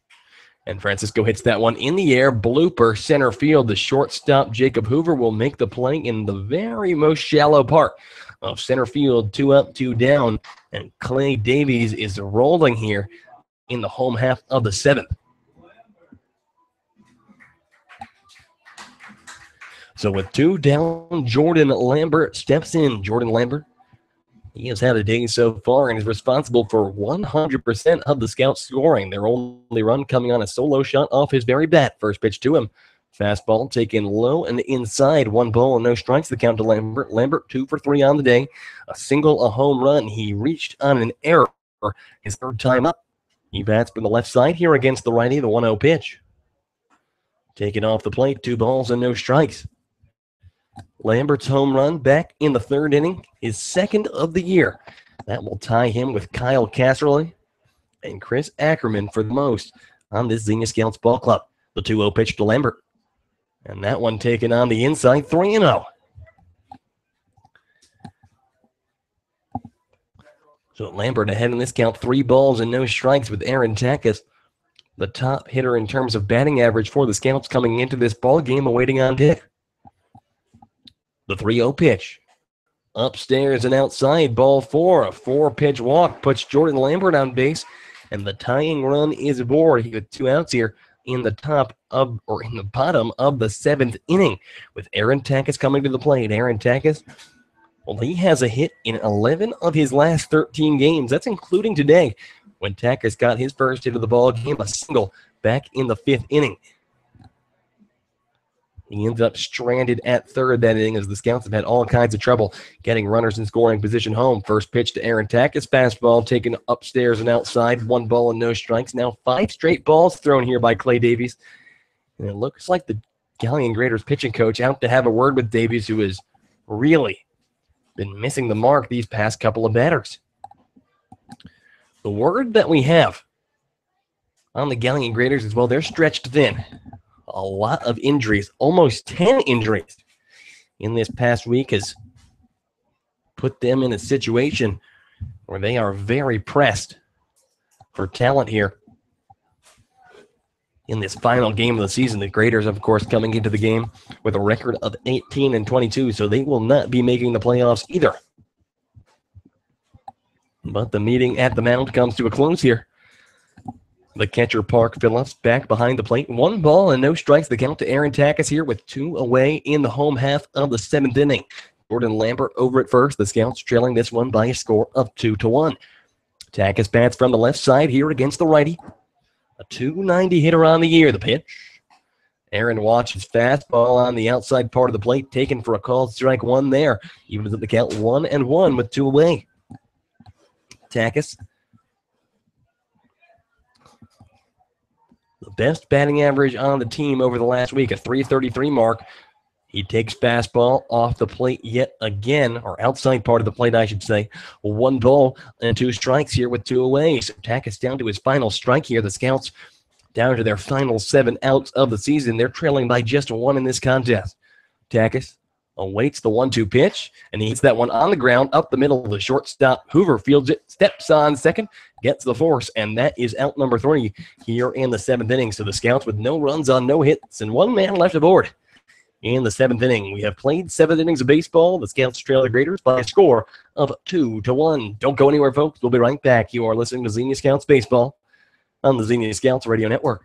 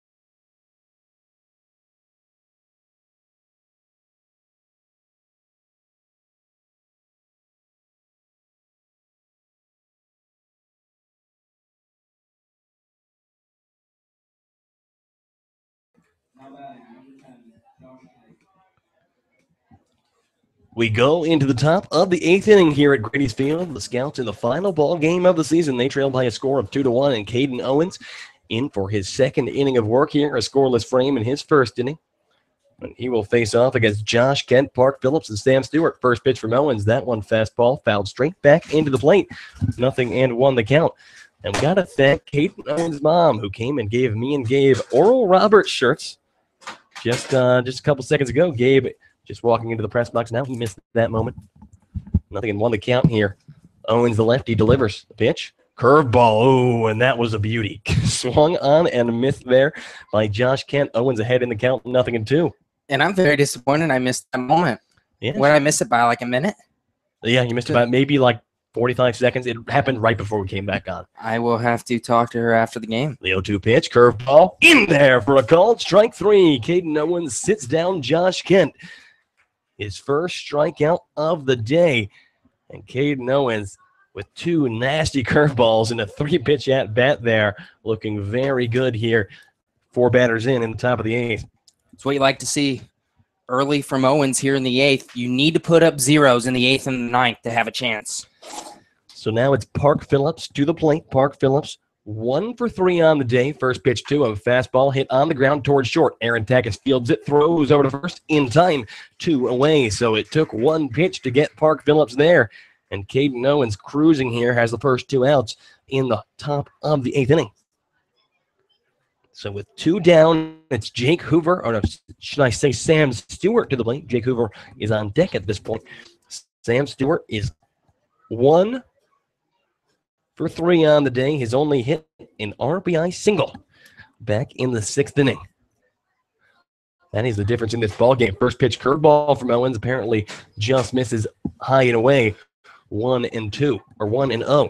Sam Stewart now 6 for 28 on the season. Normally a pitcher, but apparently has a little talent in the batter's box as well. The 1-0 pitch from Owens. Fastball roped into left field, but Jordan Lambert takes a couple steps over and fields it on a line. Out number 3. So a 1-2-3 inning for Caden Owens here in the top of the 8th inning. The Scouts and the Galion Graders Well, the Scouts trail the Galion Graders by a score of 2-1. Don't go anywhere, folks. We'll be right back. You are listening to Xenia Scouts Baseball on the Xenia Scouts Radio Network.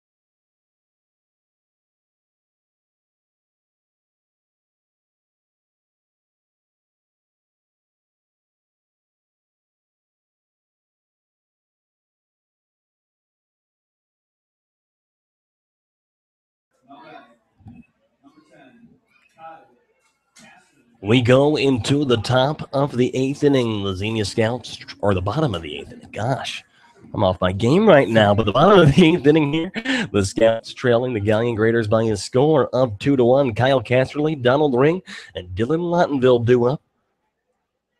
First pitch to Kyle Casterly here. Roped into right center field, but taking a couple steps over is the center fielder, Brady Hettinger. He will take that one on the fly. 1 pitch, 1 out, and Casterly is retired here for the first out in the home half of the 8th. And that he hit that ball hard, and unfortunately just to the wrong spot. So with Casterly down, it's Donald Ring to the plate. Donald Ring, he's 1 for 3 on the day. He picked up his 9th double of the year. His first time to the plate. He bats from the left side here against the righty. First pitch to him. Fastball hard to the plate. A called strike 1. 0-1 the count to Ring here. Donald batting .318 with 5 RBIs over his last 7 games coming into this final contest. The pitch. Curveball misses low. 1 ball and 1 strike here with 1 away. Dylan Lottenville, Ring's Hillsdale Charger teammate, awaits on deck here. The 1-1 pitch to Ring. And Ring hits that one sky high on the infield. The pitcher points up and calling for it. Looks like the third baseman, Zach Motis, is going to have it. He makes the grab, out number 2. So 2 quick outs here for the Scouts in the bottom of the 8th. Yeah, and you were hoping with the middle of the order up here in the 8th, this would be the inning the Scouts could tie it up and possibly take a lead. And 2 quick outs for Clay Davies on the mound. He's in a groove. So with 2 away here, and the Scouts down to 4 outs left in this ball game, it's still Lottenville to the plate. First pitch to Lottenville, a curveball taken for a called strike 1. Lottenville over 3 on the day after he came into this game 4 for his last 8. But so far, the 0-1 pitch. Fastball on the inside, taken for a called strike again. So 0-2 here, the count to Lottenville. Lottenville, a 153 hitter on the year, 5 doubles, a triple, and 7 RBIs. The pitch, and Lottie hits that one on the ground towards third. Coming in is the third baseman, Motis. He throws over to first, and that will beat Dylan Lottenville by about 1 step. The 1-2-3 inning for Clay Davies in the bottom of the 8th. We have played 8 innings of baseball here at Grady's Field, and the Scouts trail the Galion Graders by a score of 2-1. 1 inning of baseball left in the season, and you do not want to miss it. Don't go anywhere, folks. We'll be right back. You are listening to Xenia Scouts Baseball on the Xenia Scouts Radio Network.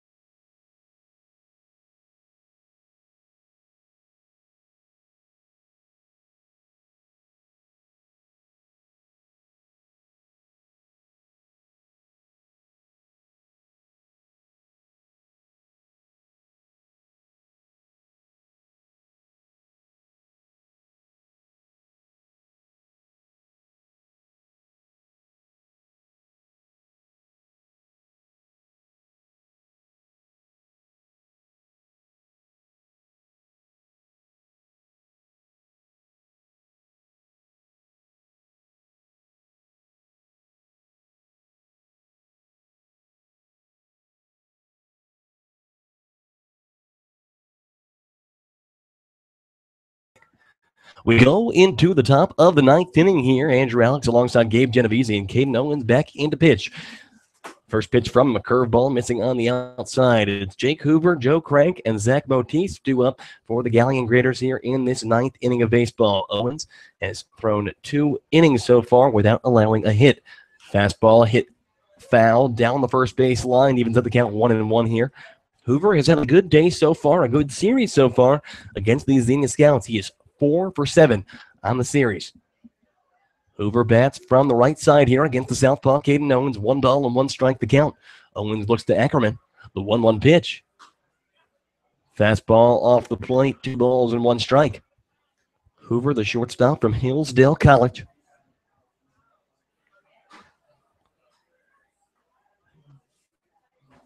His Hillsdale catcher, Chris Ackerman, awaits the 2-1 pitch. Owens delivers, and that one hit in the air over the glove of Kyle Casserly on the first base side. That one will drop into right field. Jacob Hoover, his series continues. His 5th hit against the Xenia Scouts, and now 8 at-bats.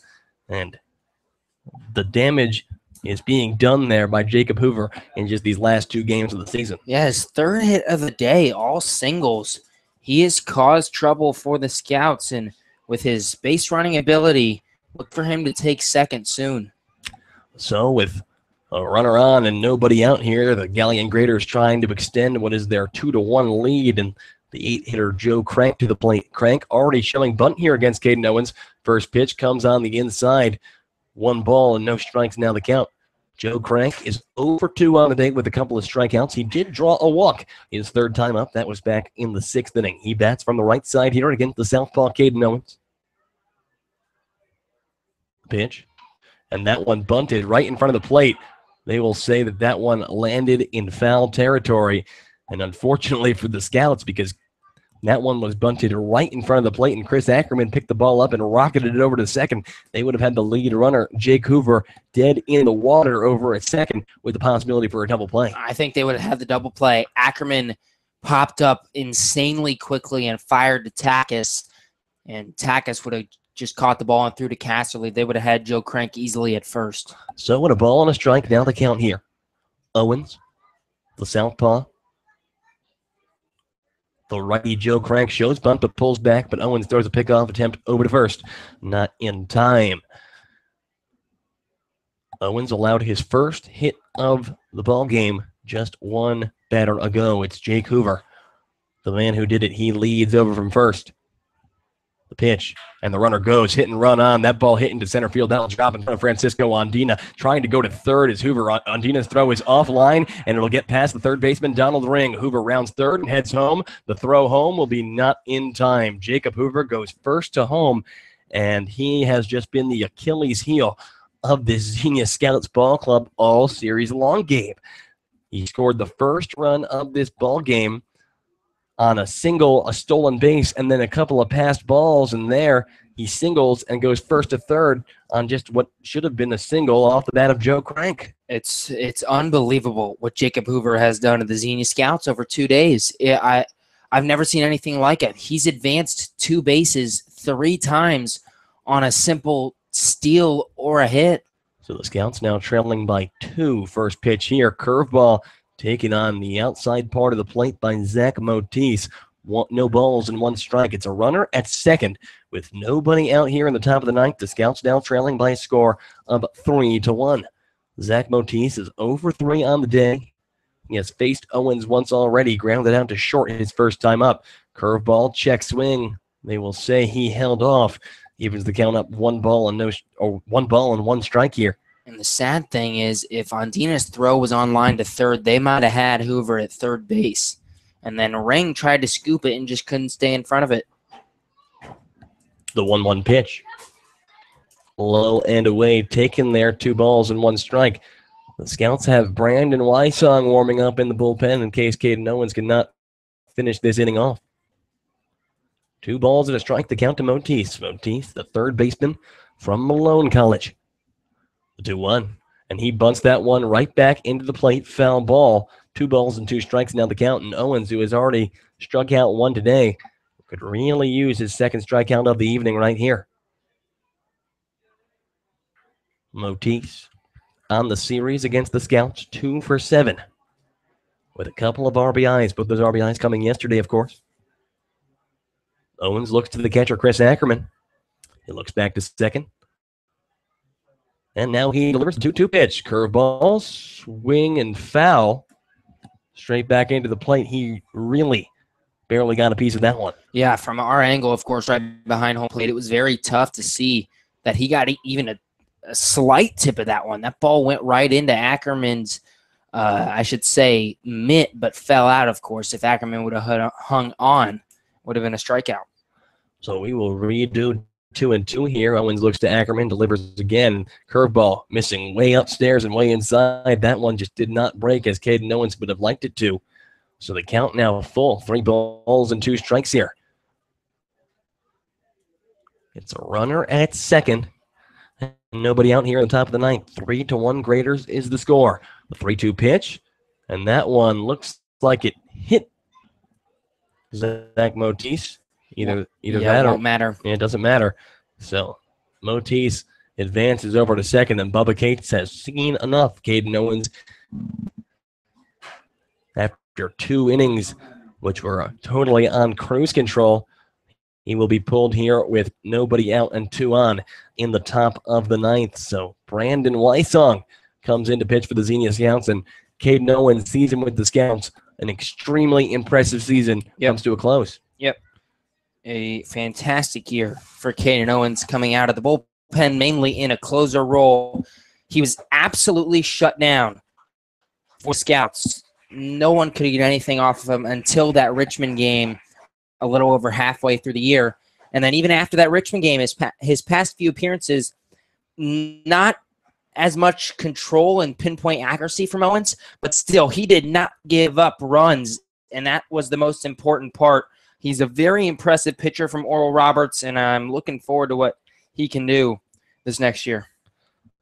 So we have not seen the last of Caden Owens in terms of his baseball career. He still has a couple years left to play with Oral Roberts, and we wish him the best. So Brandon Wysong is in to pitch, and we will step up for just maybe 30 seconds while he warms up. Don't go anywhere, folks. We'll be right back. You're listening to Xenia Scouts Baseball on the Xenia Scouts Radio Network.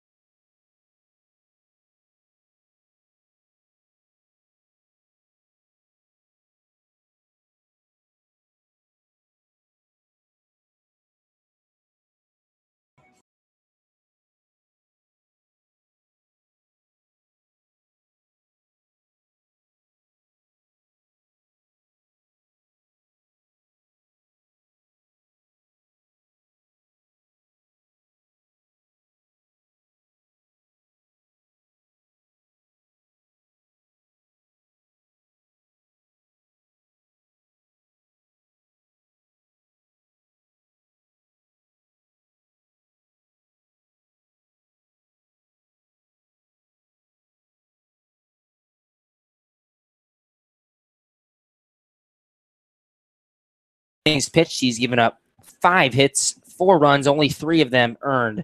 5 walks, 2 strikeouts for Wysong, a 4.5 ERA.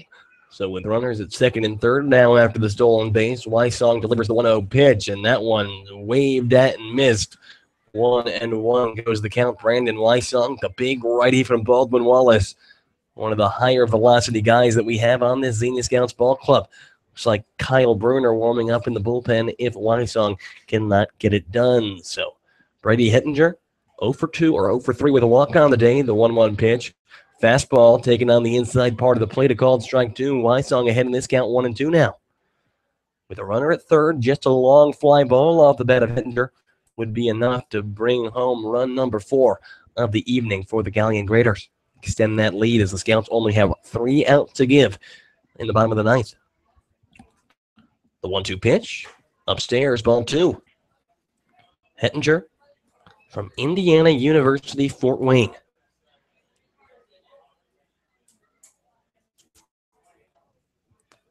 1 for 8 in this series against the Scouts. 2 balls and 2 strikes to count. Hettinger bat from the right side against the righty Wysong. The 2-2 pitch. Swing and a miss. Strike 3. Brandon Wysong faces his first batter here, and he punches him out. So the first out here in the top of the 9th inning, and a big one for Brandon Wysong. Yeah, nice pitch there from Wysong in the inside half. Hettinger couldn't get his bat around. And now, well, Wysong's going to need a couple more of those to get out of this one without any further damage. A deep fly ball scores a run. Matt Knoll now to the plate. Matt Knoll is 0 for 4 on the day. He did reach his last time up on an error by Aaron Tack. His first pitch to him, fastball taken upstairs and inside. 1 ball and no strikes. Knoll, a .333 hitter coming into this game. That's tops the best batting average on this Galion Graders ball club. It's Joe Crank at third, Zach Motis at second here with 1 away in the top of the 9th. 3-1 is the score in favor of the Galion Graders. Brandon Wysong looks to the catcher Ackerman. He delivers, and that one fouled straight back. Evens the count up, 1 ball and 1 strike. Matt Knoll, 1 for 7 against Xenia in this 2-game series, and I keep looking back to these numbers.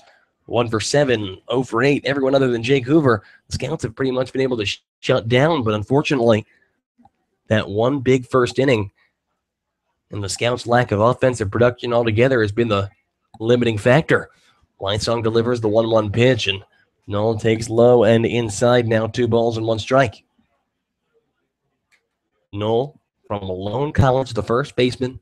A big year with Malone this past spring, a .415 average with 35 RBIs.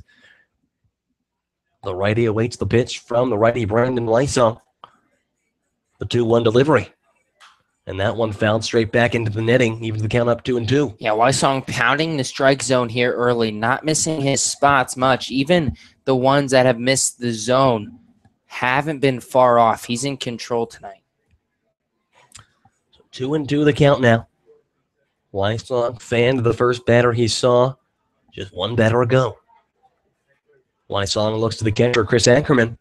He sets and delivers the 2-2 pitch way on the inside, and Matt Knoll having to dodge out of the way. So that one doesn't hit him. A ball there, and the count goes 3-2. The final game of the season for the Xenia Scouts. They will have 1 more chance, but they have to shut the door here in the top of the 9th. Wysong looks to Ackerman. He sets and delivers the 3-2 pitch, and that one hit on the ground towards third, and it'll get past the glove of a diving Donald Ring. That ball rolls into left field.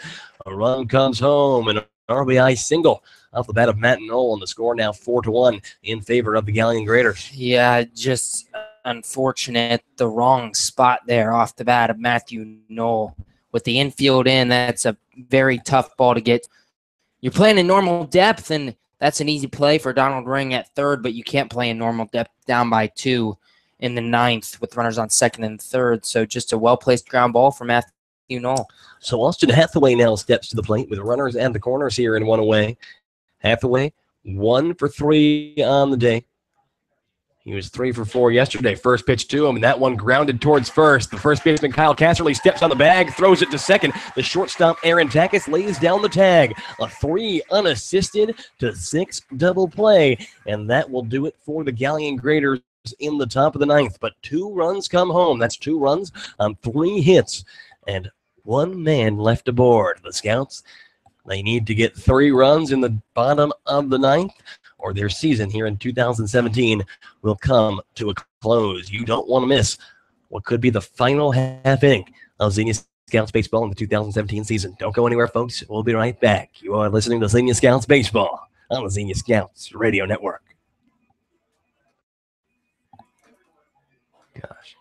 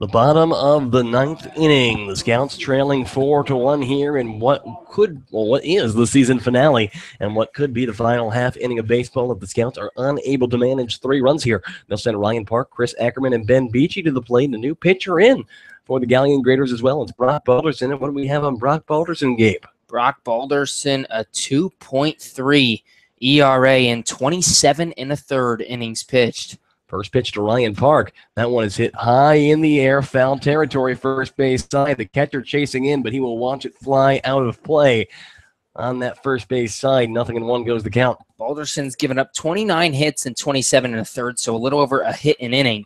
Only 7 earned runs given up, which causes the low 2.3 ERA, which is second on the team. 8 walks, 32 strikeouts. He's 3-0 with 2 saves. Dude's got some punch-out stuff. So 0-1 the count to Ryan Park here. Park 1-2 on the day with a walk. He takes fastball outside part of the plate. A called strike 2. 0-2 the count to Ryan Park here. It's Park, Ackerman, and Beachy due up at the minimum for the Scouts here in the bottom of the 9th. 4-1 Galion is your score. Balderson delivers the pitch, and that one comes way upstairs and way inside. The count moves 1-2. And the final line for Clay Davies in relief, very impressive. 5 innings pitched, only gave up 2 hits, no runs, a walk, and 5 strikeouts. A ball and 2 strikes. Now the count to Ryan Park. He bats from the left side here against the righty. The 1-2 pitch. And Park fouls it straight back into the netting. Will stay at 1-2. Ryan Park, he will undoubtedly end the season as the Scouts leader in walks, 29 on the year, barring him drawing a walk here and then possible extra innings. But the on-base percentage number, very impressive for the sophomore from Point Loma. He awaits the 1-2 pitch, and he hits that one on the ground towards third. Third baseman Motis takes it on a quick hop, rockets it over to first, 1 away. And that's just unfortunate for Ryan Park. That ball was hit hard and right at Zach Motis, who happened to be playing on the line against Park. If Motis is a few steps over to the right, which, again, would still be a normal third base position, that's a double down the line. So now it's Chris Ackerman to the plate. Chris Ackerman over 3 on the day with a couple of strikeouts. The last part of the season has not been friendly to the catch from Hillsdale College. He bats from the right side here against the righty Brock Balderson. Balderson, he looks to the catcher, Park Phillips, and delivers first pitch, and Ack hits that one high in the air, foul territory. The third baseman, Zach Motis, comes in, and he'll make the grab in foul territory. 1 pitch, 1 out. And now with 2 away here in the bottom of the ninth, the Scouts are down to their final out of the 2006-17 campaign. This is it. It's up to Ben Beachy to keep it going, and the Scouts need a lot more than that. 3 runs. Hopefully Beachy can get something going. Ben Beachy, a guy who has been a bowler for the Scouts this past season. Let me tell you, he really served as that spark plug at the top of the order before he hurt his knee. Since then, since coming back from that knee injury, which is not really over, first pitch to him, fastball on the outside part of the plate, taken for a called strike, nothing on the count. Has not been doing too hot since he came back from that injury, actually 0 for 10 since then. Can't really blame him. He is still hurt playing simply out of necessity. The 0-1 pitch, and Beach hits that one in the air, foul ground. Charging in is the catcher and the first baseman, but they will watch it hit the dugout on the first base side. Beach behind in this count, 0-2. So the Scouts now down to their final strike of the 17 season. Ben Beachy bats from the right side here against the righty Brock Balderson. Beachy, a .280 hitter on the year, 7 doubles, a triple, a home run, and 20 RBIs. That 20 RBI number is tops on the Xenia Scouts ball club. Brock Balderson. He delivers the 0-2 pitch, and Beach lines that one up the middle. It goes off the glove of the second baseman, Josh Kent, and it ricochets into center field. A base hit for Ben Beachy, and the season, well, it's not over yet, Gabe. Yeah, a nice little piece there from Beachy, taking it the other way, just past the glove of the second baseman, Kent. And the Scouts are alive, and good to see Ben Beachy get a hit to end his year because he deserves it. And it looks like Landon Williams into pinch run for Ben Beachy. I think that's Trent. Oh, no, you're right. It is Trent. Landon Williams is in the press box. I don't know what I'm talking about. But, yeah, Trenton Wood into pinch run for Ben Beachy. So Ben Beachy's Xenia Scouts career has come to a close, but ends it on a good note. So Trenton Wood leads from first. It's now Francisco Andina at the plate. First pitch to Franco. That one, a fastball taken upstairs. 1 ball and no strikes. The Scouts with a runner at first here, and 2 away. They trail by 3 runs here in the bottom of the 9th inning. They have 1 out to give. The 1-0 pitch. And Franco lifts that one into right center field, and that will drop in front of the center fielder for a base hit, and it rolls behind him. Trenton Wood rounding third and heading home. Francisco Andina rounding second and heading for third. He will pull up at third. Francisco Andina with an RBI triple. And the score is now 4-2 with a runner at third. And with 1 swing of the bat, Jordan Lambert could tie this ball game, Gabe. And that's a real possibility. Lambert, of course, the solo home run in the 3rd inning. He has the power to do it. We got ourselves a 2-run ball game. So Francisco Andina has his first triple of the year. And the Scouts cut the lead to just 2. First pitch to Jordan Lambert. Fastball taking a called strike 1. 0-1 the count to Lambert. Lambert, he has reached base every time he's come to the plate so far today. A single, a home run. He reached down an error, and then he walked. So make it 2 for 3 on the day, but he has reached all 4 times. He has come to the plate. The 0-1 pitch off the plate. It evens up the count. 1 ball and 1 strike. A runner at third here with 2 away in the bottom of the 9th.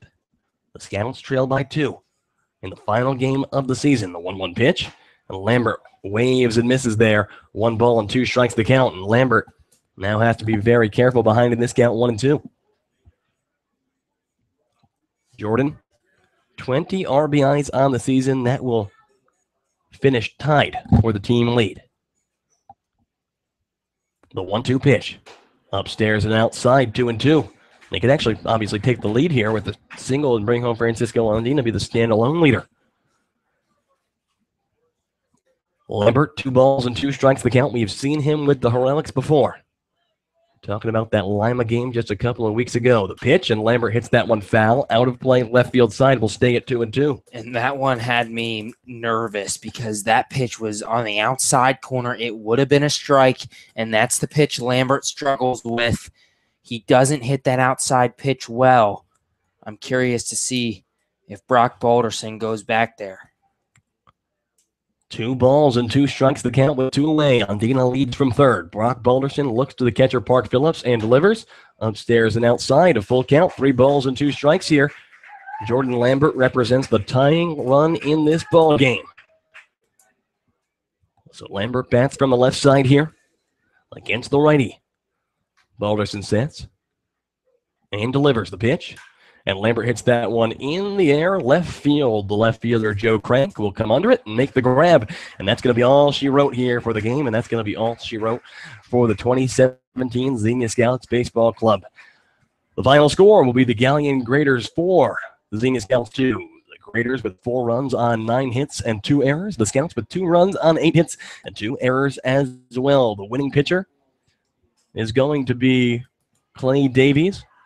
The losing pitcher, unfortunately, will be John Kopicki, which is undeserved because Kopicki had such a tremendous ball game. The Scouts will finish their season 15-26. The Graders, well, they'll finish things up at 19-22. So, Gabe, it has been a lot of fun up here in this booth these past couple of months with you, and what are your final thoughts on these 2017 season? You said it, my friend. It's been a fun summer. Unfortunately, the 11 straight losses Yeah, that's a tough one to end the year was very just tough over the last week and a half for this ball team. But they gave us a very fun 30 games, a very fun because the All-Star break, we've said it before, it's like 3/4 of the way through in this Great Lakes League. So it's not like we had to sit through a month of just losing. No, this team battled. They fought. They won games, only 2 games out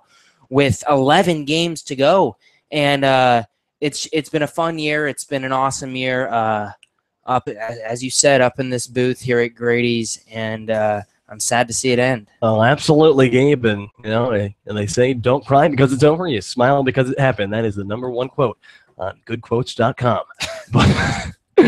So I got to give a lot of credit to the man sitting to my left, Gabe Genovesi, a very young man, 2 years younger than me in his first season broadcasting baseball, and you wouldn't know it unless you just heard it that time. Gabe is very talented and has got a lot of big things coming in his future. For me, 2 years here with the Xenia Scouts on the Xenia Scouts Radio Network, and it has been an honor, and it has been a privilege, some of the most fun that I have had in my entire life. So for those of you that listen to us every night, it's weird because some of you, we've never met you in our entire lives, but you might feel like you know us, hearing us babble on here and there, just about sometimes stupid things, sometimes big things. We've been through the highs, we've been through the lows, but ultimately it has come to a close. The Xenia Scouts 2017 season is over, and so we are going to sign off for the final time. Thank you all for joining us tonight. Yeah, I just want to say thanks to you. Appreciate it. We both, or you, have a bright future ahead of you as well. Good luck at Virginia Tech in the next 2 years, right? Because of the double major. Oh, yes. You still have 2 years at Virginia Victory Tech. lap, baby. And thanks to all those who have listened the whole year and have been along with us. So I am Andrew Alix. He is Gabe Genovesi. For us and the entire Xenia Scouts family, we thank you for joining us all year long. You have been listening to the Xenia Scouts Radio Network. God bless.